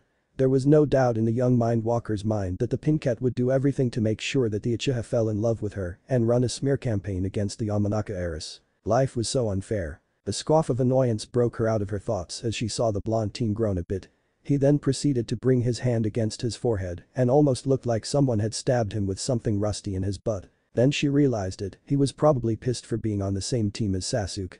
That means that he would hold the team back and hinder her love's progress. It was a tragedy indeed. "This is so fucked up," Naruto said, and the blonde beside him looked up at him for his use of crass words. Well, it was no surprise that they were surprised, he rarely did curse. However, this situation called for it. Not only was he on a team with Sakura, with whom he was sure that he would snap at if she said something out of turn, but as if Gigi was playing a joke with him placed him on the same team as Sasuke. Sasuke, the guy who received a C in positivity and D in cooperation, was his teammate. Granted that Anko had told him that the academy skills and history meant shit in real life and the battlefield, but he had seen how Sasuke was with group works. It always ended with him taking charge and finishing the whole thing by himself. Sure, the team got the job done, in excellent fashion too, but the way he would wrest control was something he found distasteful. Naruto, for all the bad grades he received, always did have a good positive effect on whoever his teammates would be and would work with them to get an okay grade. Not to mention Sakura was there who would no doubt end up supporting Sasuke and double-guessing everything he had to say. Rules of nature, everyone in the class knew that. Had it been a month ago, then Naruto would have been jumping jacks and vomiting rainbows out of his mouth because he ended up on the same team as the pinkhead. He sighed and tried to calm himself down. No use in getting angry about it anymore, he'd just have to grin it and bear it. Besides, this must have been a challenge and he would overcome it. Ahem, a cough came from the blonde Yamanaka as she tapped her foot on the ground, dangerously. She did so to create a dangerous aura around her. Her mother had this pat down. Unfortunately, Naruto had been suffering at the hands of one sexy and incredible Mitarashi Anko for a month. This was kitty stuff to him, but he'd oblige for now. He looked at her and began to speak. He needed to talk to her about their last meeting. Right, the talk, Naruto began and would have continued, but the damn door opened and his attention diverted to the man and woman who entered. The man wore the same clothes as almost every jounin in Konoha, a small modification being there was a sash around the bottom of his vest with the kanji for fire. Well, that was new. That aside, the man was tall, well-built and smiling lightly. His skin had an olive tan to it, along with brown eyes, short spiky, black hair slicked back and a beard. First impression, awesome. The woman, however, now, was a different case. Her skin was unblemished, fair and looked soft. Don't ask questions, he could just tell. She had a slender build, a face that made him feel like he was more of a child than a growing young man. Red full lips and purple eyeshadow that made her look exotic and untamed black hair came down all the way to her back. Her attire was also very unique. Red mesh, she wore an armored blouse with only the right sleeve visible. Overall, this is very broad material, which resembled bandages had a pattern on it similar to those of rose thorns as he had seen. Her hands and upper thighs are also wrapped in bandages and she wore the Konoha forehead protector and regular shinobi sandals. However, that was not her most striking feature. That glory belonged to her eyes. Crimson eyes, just like the Kyuubi's, only much more kinder in contrast. She gave off a nice vibe too. First impression, awesome and beautiful. Teammate, she spoke and many boys stared at said team jealously. Inuzuka Kiba, Aburam Shino and Hyuga Hinata got up, the last of the trio getting up more slowly. Her eyes scanned the three before she gave off a small, warm smile. I'm Yuhi Kurenai, your jounin instructor. Come to training ground 28 within 30 minutes. Her words finished, she proceeded to walk out of the room. However, her eyes fell on a certain blonde-haired boy who happened to be looking at his desk before meeting her eyes. She had heard about him becoming a genin in the most unorthodox method and his supposed improvement that a certain friend of hers could not keep her mouth shut up about. She was interested. When she saw the boy and some of his resemblances to the yondaime, she was a bit shocked. As she left the room, almost every eye of the males sans Sasuke turned towards Naruto. What? Naruto asked, a bit annoyed with all the stares today. What the fuck was up with today? Don't think just cause you look cooler, you're better Naruto, came the shout from Kiba as he looked at the blonde with a feral smirk. Akamaru barked in agreement with his comrade. Ah, Kiba. His partner in crime when it came to not paying attention to academy lessons. Yet another person he didn't really consider a friend, a vigorous classmate sure. But friend? No. Well, not yet anyway. Kiba-san, Shino spoke, almost quietly, even though the whole room heard them. You shouldn't be so loud. Ah, Shino, the Inuzuka heir grumbled until the timid female Hyuga finally spoke up. Ayano, Kiba-san, he's right, the short lavender-haired girl spoke. Seeing the boy deflate at her words along with Shino pushing his shades back to his eyes and nodding solemnly, she turned to leave until Hinata's eyes fell on Naruto again. Words could not begin to describe how elated she felt when the teen had appeared again. Honestly speaking, she was sad that he didn't get to pass. The teen who inspired her so much to go forward was finally back and she couldn't hold back the smile that broke out on her face. She also liked how he was smiling at her. Oh god, he was looking at her. And then Naruto was looking at her with a smile on his lips. Granted she thought he was cute before as her crush on him increased, but now he looked so. Yo, Hinata, Naruto waved at the girl who was never rude to him. Hinata was definitely okay in his books. Yet, he didn't consider her a friend for one reason and one reason only. Each time he was 3 meters near her, she would become red and faint. Did he scare her? Did she know of the Kyuubi? That was what he kept asking himself, and when he told Anko she laughed her ass off while not giving him a clear answer and calling him a deluded thick-headed idiot. Regardless, Naruto wasn't going to be an asshole to her. How are you? He said out loud and saw the girl turning red again. Oh boy. Hearing the eep once more he saw how she lost consciousness as Kiba comically caught her and was frantically trying to wake her up. Oh, come on, Kiba said before carrying the girl on her back. He then looked at Naruto and mentally cursed him. Hinata, an okay cute girl akin to a little sister, had a crush on him from day one. Why, he didn't know. It was painfully obvious to everyone except Naruto himself. God, he was an idiot. Then after his apparent wardrobe change, more girls looked at him as if he was some piece of meat. On top of that, Yamanaka Ino, a girl he once had a crush on, was on speaking terms with him. When did that happen? Was the question Kiba asked. Do you need help? It is my fault, Naruto said from the back of the room as he strode forward. Kiba knew that Hinata would have a heart attack if he came over, and right now, he didn't feel like running to the hospital with her. Nah, I can take her there. You stay away, or you'll make her faint again, Kiba added in the last parts and walked with Shino, as Naruto stood confused. Naruto would have pondered on it further if the bearded man didn't start laughing all of a sudden. He looked at Naruto in mirth and spoke. Han was right. You're a special one, the Jounin said as he brought out a cigarette and put it on his mouth. He didn't light it though, someone would complain about his indecency and lack of manners. HMPH, he killed people for a living and they complained about him smoking. The irony was never lost on him. Han? Naruto asked, confused at the name. Who the heck was Khan? He didn't know any Khan. Yeah, you must know him by his full name. He's my nephew Konohamaru, the man said, and Naruto's eyes widened. Yeah, that was a normal reaction considering who he was. Wait, so you're his cancer stick uncle? Naruto asked as he pointed his finger at the bearded man who nearly faltered at the remark. Many people looked at the Jounin with skeptical and judgmental eyes. Naruto looked at the man carefully and indeed could see some resemblances to his Jiji. So this Asuma guy was his son and Konohamaru's uncle. Yeah, that midget still tried to follow him every now and then, ever since they met at the Hokage's office. Apparently, he made quite the impression on the youngster and left him with the belief that there was no shortcut to becoming Hokage.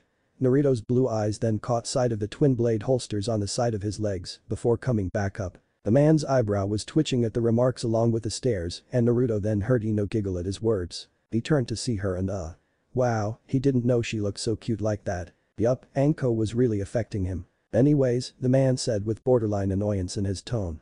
Team 10, I'm Asuma. You're Jounin sensei and meet me at training ground 20 within 20 minutes, if you're late I'm sending you back to the academy. The man then walked out of the room as he saw Ino put a hand under her chin. Troublesome, came the lazy remark from Nara Shikamaru as he got up from his desk. His head already missed the wooden pillow. He saw that Choji had gotten up and was walking towards the door, which only left one team member. Turning around, the boy with the pineapple ponytail spoke. Ino, you coming? Yeah, Ino spoke, as she had to go now. Moreover, she didn't get to talk with Naruto about whatever it was he wanted to discuss. Look Naruto, I have to go now. Sure. But what about? First team meetings aren't generally that long.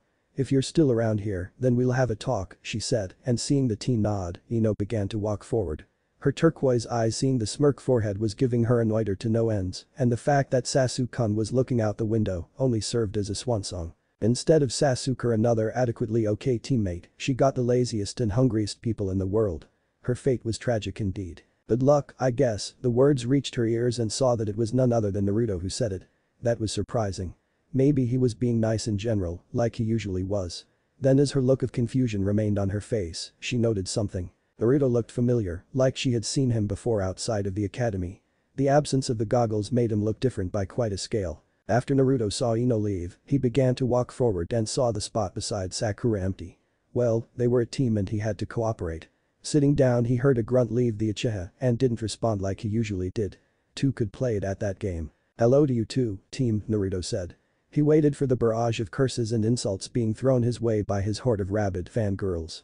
Instead, there was no noise, and he, in sheer disbelief, turned around to see the looks of conflict on their faces. Seriously, what the fuck is up with today? He thought with a deep conscience. It was like as if the sun didn't rise from the east today. I mean, even Sakura isn't. Baka. Haruno Sakura yelled as she rolled up the right sleeve of her red top and cocked back her fist. How dare that idiot respond to Sasuke-kun like that? She was going to teach him a lesson for that, like she did every other day.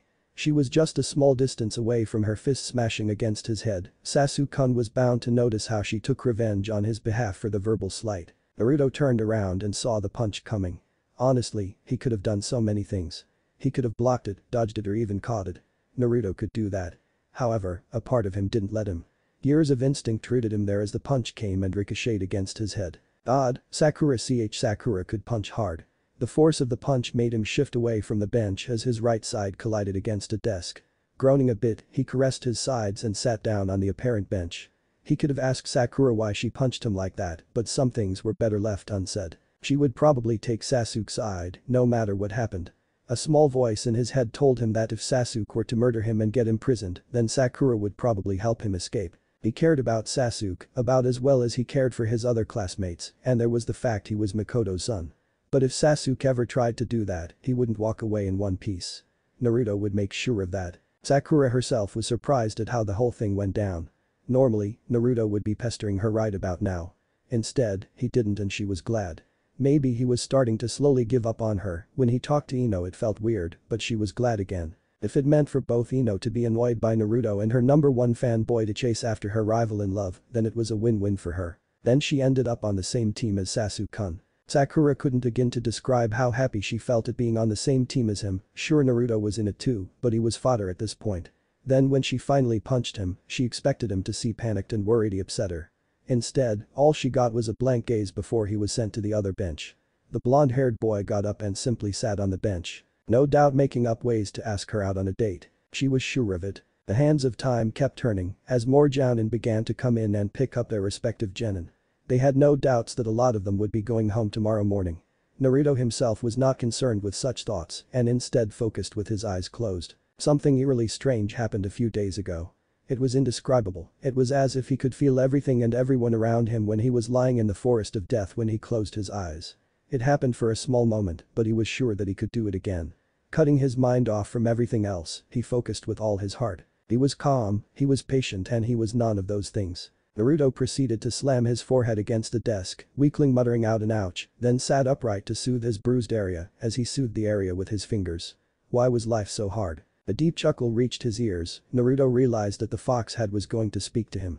Well, he couldn't afford to go back into his mindscape, as the Kyuubi called it, since his Jounin sensei could show up at any time, so he had to talk like this without showing too many physical reactions. I see you failed again, Kyuubi said as Naruto's eyebrow twitched. So much for not showing a reaction. Shut up, Fox, Naruto thought as he tried to think about his awareness ability. You're a censor, the fox said all of a sudden, and Naruto's eyes widened a bit as he thought about what his tenant just said. Censor? Naruto asked the fox. What's that? Seriously? You don't know what a censor is? I forgot you stupid were for a moment. Hey. Sensory technique is when shinobi use their chakra to locate, analyze and perceive the nature of other chakra signatures around them. Right? Look, the Kyuubi growled out in frustration. In short, say you're standing on that dirty Hokage rock. Stop insulting my home, damn it. And you start using your chakra to locate other people around you. That way you can feel where they are and the buildup of chakra, as in when they'll attack using chakra. Whoa. That's so cool. To think someone like me is a rare senso. Shinobi with sensory perception have been around for centuries. Kyuubi quickly added as it felt the boy's happiness turning into dark gloomy cloud of crippling depression. Why do you always steal my thunder? Because you're annoying. That said, Kyuubi paused for a moment. What you did yesterday was bizarre, even by normal standards. What do you mean? Naruto asked, interested in hearing what the Kyuubi was referring to. Do you remember seeing something? The Kyuubi no Kitsune asked and the boy met in response. Now that Naruto thought about it, he did see something strange when he used his sensing technique. It was like a clear, black and white picture. A map, if you will, of nearly the entire forest of death. He had been lying on the ground when it had happened and for a moment, he saw everything around him. Yeah. I saw the forest of death. In black and white. So that happened because of your technique, Kyuubi said in thought. That's interesting. To be able to see with your eyes closed and sensing the techniques of your enemies. looks like you're not completely useless. I'm not completely useless, you damned, dirty fox. You are. Do you know there are 8 more like me? Kyuubi asked with mirth. What? Naruto asked. He was caught off guard with such a statement like that. What do you mean 8 more like you? There are 9 Biju in total. I am the strongest with 9 tails, and then you have the ones weaker than me from 8 to 1, the Kyuubi said with a vicious smile. Even though I can't sense them with my own technique mainly because most of them are sealed up right now or not fighting with their Jinchuriki, I can tell. You, Uzumaki Naruto are weaker than their Jinchuriki. Shut up, Naruto thought with some venom in his mind. I've been working my ass off for a month. Don't you dare call me weak. I've improved. Yeah, you improved alright. I am not denying that, Ninjin. However, Kyuubi said as his voice continued to grow louder. You fucked yourself up. You have the potential, you could have grown stronger years ago if you had started training seriously. Instead, now I am nothing but a mockery as my Jinchuriki is the weakest despite my unrivaled strength. Get your shit in line, boy, and grow stronger. Because if you don't, one of these days I'm going to come and tear that lovely little piece of paper apart. Then, well, let's just say the Konoha is a lovely place, mark my return. The words made a chill run down Naruto's spine. His prisoner didn't yell any of those words, the Kyuubi casually told him he'd destroy the hidden leaf, and the blonde didn't find any semblance of a lie in that statement. Still, oh yeah? Naruto thought as he pushed his fear back. He pictured the fox behind the cage, devilishly smirking at him with teeth that could snap steel beams like twigs. The Jinchuriki began to speak as his own ego took control. Well, looks like I'll just have to get in that cage one of these days and make you eat your words, fuzzball. Easier said than done. The Kyuubi suddenly yelled as Naruto felt the killing intent spike up inside him. Fear took hold of him as his body began to shake. An invisible pressure originated from inside him as he felt the gravity of the world pushing down on him.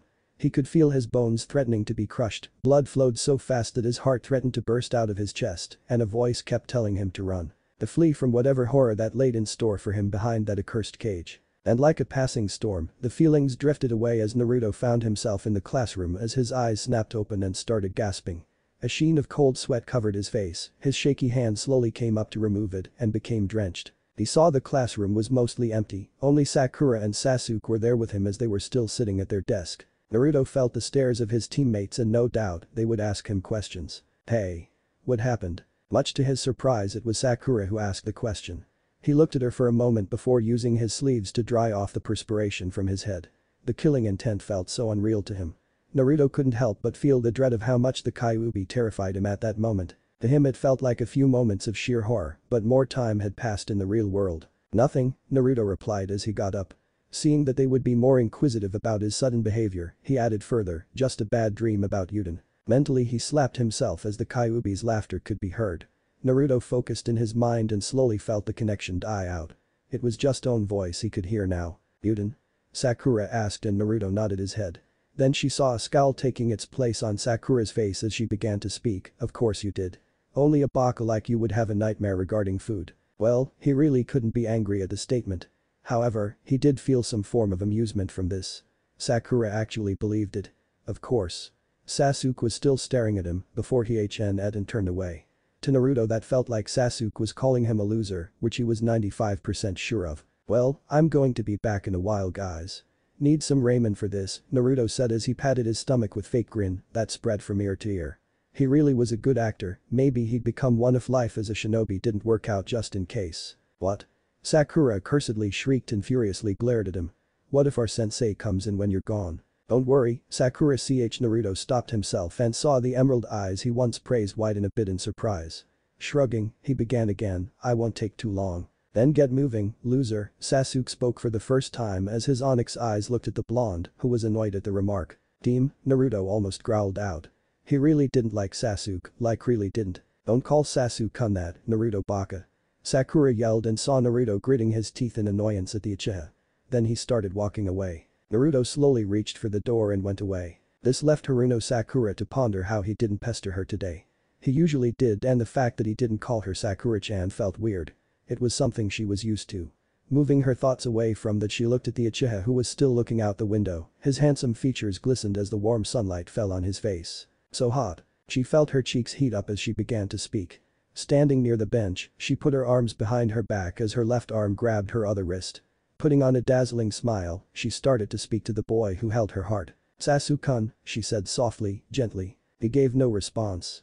Being hopeful that he might say yes as they were on the same team, Sakura ventured forth. Do you want to get lunch? No. This is so frustrating, Ino thought as she finally made it back to the academy. Her Jounin sensei was an ass. Well, that was her first impression, and then he was promoted to jerk.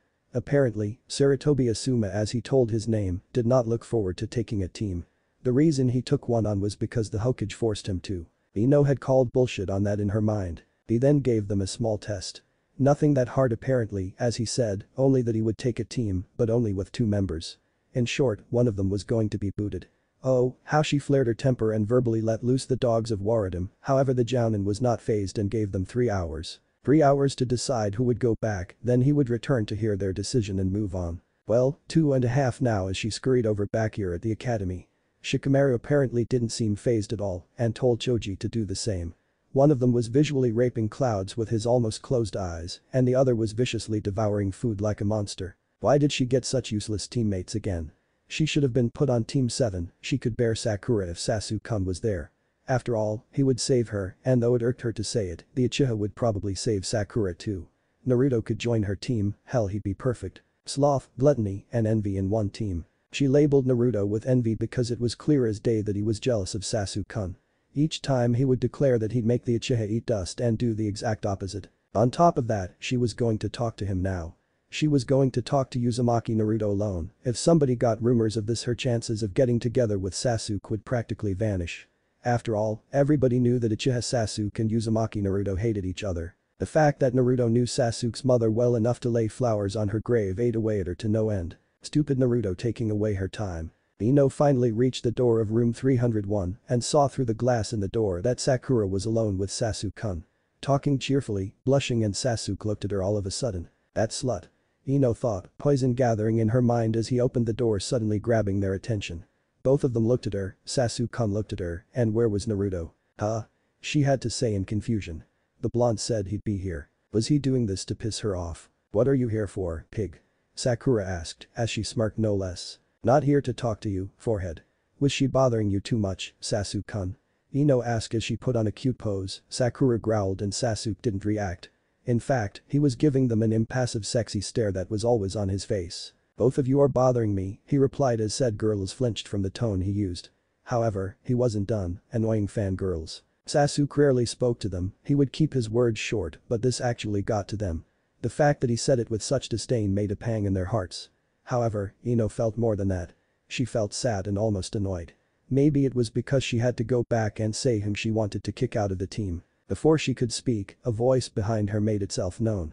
Our sensei still isn't here. Ino turned around to see Naruto in different clothes, the same attire he wore when he had saved her. When he had held her like a new bride and hold it right there. No, she was just a teen girl who may or may not have had thought cross her mind. Mira certainly didn't help when Ino told her mother about how Naruto had saved her from the fall. These were just her mother's words playing a trick on her as she regained her thoughts. Naruto, oblivious to it all, saw the Yamanaka first turn a bit pink, then shook her head before putting her arms on the side of her hips as she looked at him. She seemed angry, he was sure he didn't do anything incite such fury, except maybe his asshole-ish behavior from the other day. So, do you want to talk now? Naruto asked all of a sudden, and whatever Ino was going to say stopped right there. What are you guys going to talk about anyway? Sakura chirped in as she saw her rival, a person she is still slightly jealous of due to her looks and popularity, talking to Naruto.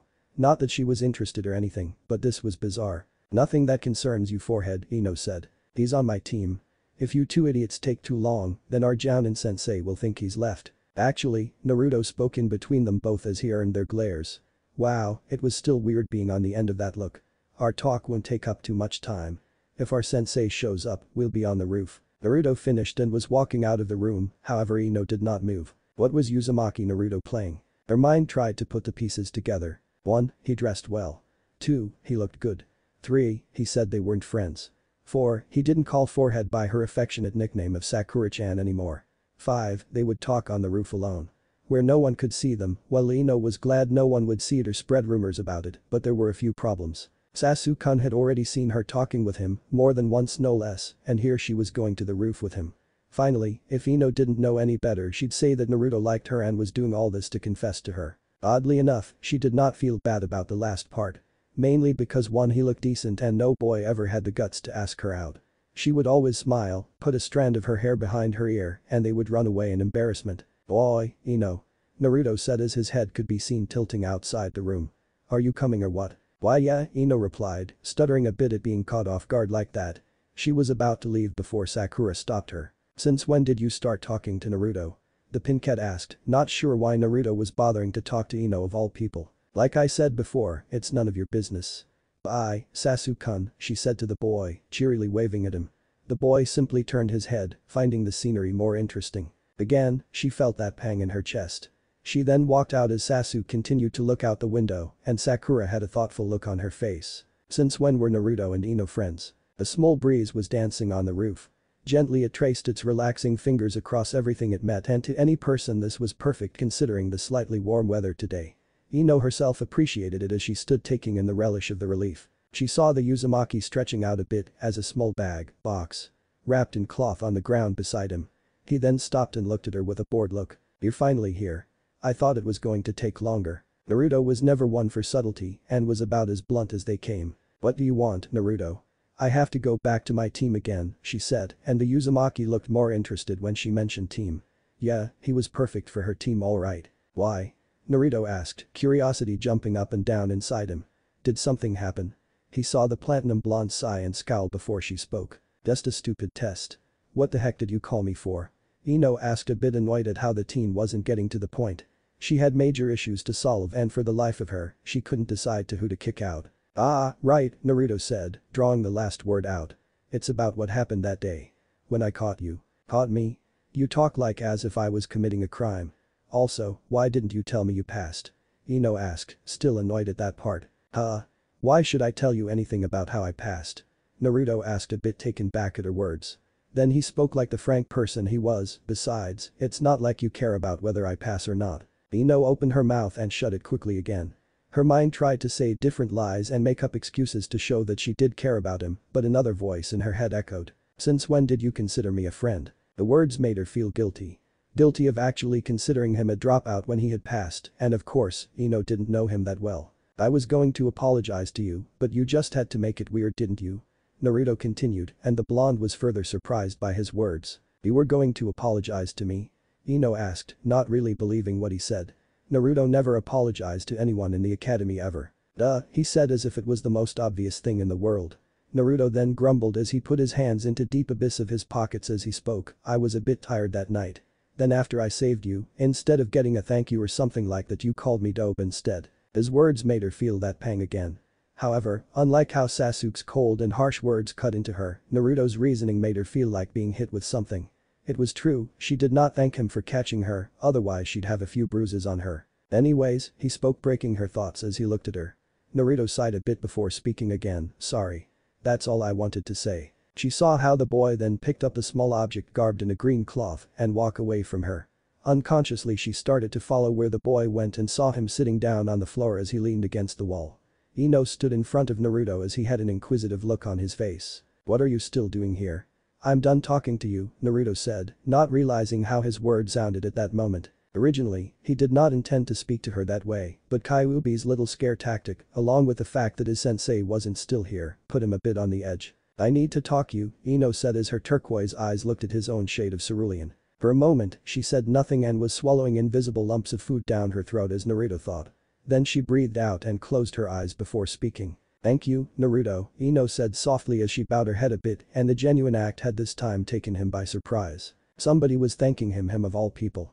Not to mention it was Ino, and then she came back to her posture as she continued. "Also, I wanted to apologize," Ino began, and Naruto spoke up in between. "Look, if it's about the dope remark," then he was promptly cut off when the heiress took charge of the conversation. "It's not about that. It's about what you said about us not being friends." "You were right," Ino said as she looked at him. He could see the guilt in her eyes, that along with the remorse too. Naruto never claimed to be a good reader of people, but he knew remorse when he saw it. He often apologized to people when he would accidentally bump into them. He would apologize and receive a shove followed by harsh words. So, yes. He could feel that Ino was meaning what she said. "We're not friends, and neither of us tried to be friends," Ino said, and Naruto shook his head in mirth. Ino caught that and continued, "Why are you shaking your head like that? You really don't remember, do you?"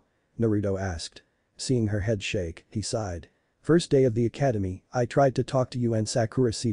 You don't remember how you two brushed past me? Ino did remember now. A slightly cute blonde boy of 7 or 8 with adorable cheeks and blue eyes approaching her and Sakura, her first friend she met at the park after a bad case of bullying. She remembered how the other children were talking about the blonde boy like he was a nuisance and how they shouldn't even talk to him much less play with him. Naturally, like all kids around her age, she followed the trend and essentially cut off contact with him. Not only that, but she would jeer on him too along with everyone else. Sure, she didn't hit him like Sakura did, but words often cut deeper than knives, and she certainly did have a way with words. Yamanaka Ino was a fool, as she brought up a hand to her mouth as Naruto was nodding at her. Yeah, he said with a sarcastic smile on his face. Neither of us ever tried. It wasn't just you, Ino. Not everyone from our class wanted to be friends with me. In fact, the only ones who I can remotely call friends are Shikamaru and Choji. I see, Ino finally spoke after realizing what he meant. However, this brought up more facts that ate away at her head. How was he so damn cheerful if he had no friends? She was aware that Naruto didn't have any parents. She, along with a few others, did notice how he would sit by the swing outside the academy all by himself. It was only now she was realizing how lonely he was, and with each realization, she was feeling guiltier. She was not cruel. No, her parents didn't raise her to be a person like that. Ino was sure that if she had a mirror in front of her, she could see the shame stretched across her face. She couldn't change the past, however she wouldn't let this rest either. You're right, she said in a whisper as her eyes darkened. You never had any friends, except maybe lazy ass and fat ass. I was also kind of rude to you. Understatement of the year. Okay, I was a skank. No, that's Ami. Fine. Ino yelled as she came forward and grabbed Naruto's arm. Yanking him up with all her strength, which was a bit strenuous on her part. Naruto looked heavier than she thought. Finally standing face to face with him, she began anew. Things would be different this time, her mother even told her to be friends with the boy. I'm sorry for doing that on the first day. I'm sorry for not thanking you for catching me. I'm sorry for not being a friend, Naruto, Ino said, and the boy looked at her with one closed eye, as if observing her closely. He looked funny like that, and she didn't giggle or laugh at him. He'd probably take it in a different way. Apology accepted, Naruto said, and was turning around before Ino coughed into her hand. He slowly turned back around as he watched a smile on her face. Huh. So that's what Ino looked like when she smiled at someone. She then waved at him. Again, Naruto got confused. Hi, she began and Naruto almost pinched her to make her stop. However, she extended her arm forward and spoke, I'm Yamanaka Ino. Ino, what are you doing? He asked. Honestly, the girl's actions were making him think he didn't feel like thinking right now. Just play along, alright. But why would I? Just do it, Naruto. Just do it. You're being, just do it. Fine. Naruto exclaimed. My name is Uzumaki Naruto. Nice to meet you, Dadabeo. Naruto finished and was going to sit down and have some chicken hibachi he worked hard to cook, however Ino's next word stopped him. Do you want to be friends with me? What? Naruto asked, not entirely believing what Ino was doing. You're serious? This is childish. Well, sometimes we have to be childish, Ino replied just as quickly. If you're doing this to pity me, then believe me when I tell you, Naruto, Ino began once more. I really want to be friends with you. Why? Naruto questioned. Why do you want to be friends with me? Well, first of all, my mom said that you're a nice guy. Someone I should be friends with. She's a good judge of character, Naruto added sagely. He was a nice guy, hearing that felt good. Secondly, you're kind of thick-headed. Hey. But you're determined, Ino began as she looked him dead in the eye. You never give up. You always want to prove yourself, but most of all you're pretty darn stubborn. Takes one to know one, Naruto quipped. True. So what do you say? Ino said, extending her hand. Naruto thought about her action for a moment. This was still very weird for him. This was Yamanaka Ino, the most popular kunoichi of his class, extending a hand of familiarity to him. This was beyond strange. However, that smile and twinkle in her eyes told him otherwise. He remembered asking Jiji why the Yondaime had chosen to believe that Naruto could hold the Kyuubi back. The Sandaime told him during one of their meetings in the past month. The Yondaime had taken a leap of faith. He had placed in trust in an infant that he would not fail. Naruto did the same as he extended his hand forward and shook hers. Her hand was smaller compared to his and surprisingly smooth. He expected some calluses from wielding weapons, but he guessed that she must have used a herb of some sort. Ino's family did own a flower shop after all. Ino herself found his hand to be warm, exceptionally so. She guessed he must have been always warm like that, and the genuine smile breaking out on his face only complemented that fact. Slowly taking their hands apart, Ino waited to say something, but her stomach grumbled. Oh, it didn't just grumbled, in fact she would say that it was demonstrating the mating call of a whale, i.e. her hunger was getting to her. Embarrassed, Ino's face slowly started becoming red. She just became friends with the guy and then this happened. She was actually planning to run away and hide her face, but Naruto started chuckling as he pointed at her. "Your face is red," he said and snickered as she became even redder. "Oh," and his laughter went up too. "It's not funny, Naruto," she threatened a bit and Naruto slowed down his laughing before he eventually stopped. Then he bent down and picked up his box before holding it out to her. Ino tilted her head, not sure at his action. "Dear, I made some lunch in case my sensei was going to be late." "Have some," Naruto offered with a smile. Since he was officially friends with her, this seemed like a good way to start. Well, it seemed okay to him. Why was her face pink now? Even though she did look kinda cute. "I can't. I'm on a diet," she said turning away, cheeks still pink at the sudden offer. She knew it was very cliched, but she liked how he offered her lunch. First time a guy had the guts to go so far, but then again knowing Naruto still she had a figure to maintain, and there went her stomach again, declaring to the whole world how she tortured her own body. "Geez," Naruto said. He then grabbed her hand and made her sit down with him. She may have been stubborn, but he was twice or thrice as much. He then started unwrapping the cloth as he handed her the chopsticks. He didn't see how her cheeks were still pink and the slight pout on her face at the sudden action. "I made this, Dadabeo," Naruto said as he opened the box, and the aroma of spices, well-cooked chicken and other vegetables invaded the air. Yamanaka Ino glanced at the food and she had to say it looked good. Well, not as good as her cooking and certainly not even close to her mother's, but it was visually appealing and the hunger inside her made her think of all the flavors just waiting to devoured. Mentally slapping herself, she remembered that this was Naruto's lunch. The one he made for himself, and she was on a diet. Ino wanted to have a good figure without becoming fat, that was one of her nightmares. On top of that, she had her pride. "Thanks Naruto. But I don't want to." "You're drooling, Ino," Naruto replied as he pointed at the small trickling saliva escaping from her lower lip. Well, there went her pride. "I'll have a little bit of it, I guess. But don't think I'm freeloading," Ino added as Naruto chuckled a bit more. He then handed her the box as she slowly began to eat the content. As she had guessed, it wasn't bad, and her apparent state of famish only made it taste better. "How is it?" Naruto eagerly asked as someone other than AM tasted it. Since she taught him how to cook in the first place, he knew there would be a certain amount of biased opinion in it. However, this was Ino, she wasn't exactly one to mince words that much. In a way, she was a bit like him. Blonde, energetic, stubborn, and loud. "It's okay," she said as took another mouthful. "Alright," Naruto said as he pumped one of his fists. "Next is going to be 50 different flavors of ramen." "Ugh," Ino said as she took another bite. She dreaded the fact that there were 50 sorts of ramen. "Boy, don't diss ramen like that," Naruto said and began another conversation with the platinum blonde. Unknown to them, a man was sitting on a tree not too far away from them. He watched everything with one eye and smiled as his lone orb turned into an inverse U shape. "Well now," the gray, spiky-haired man said to himself. "This is an interesting development."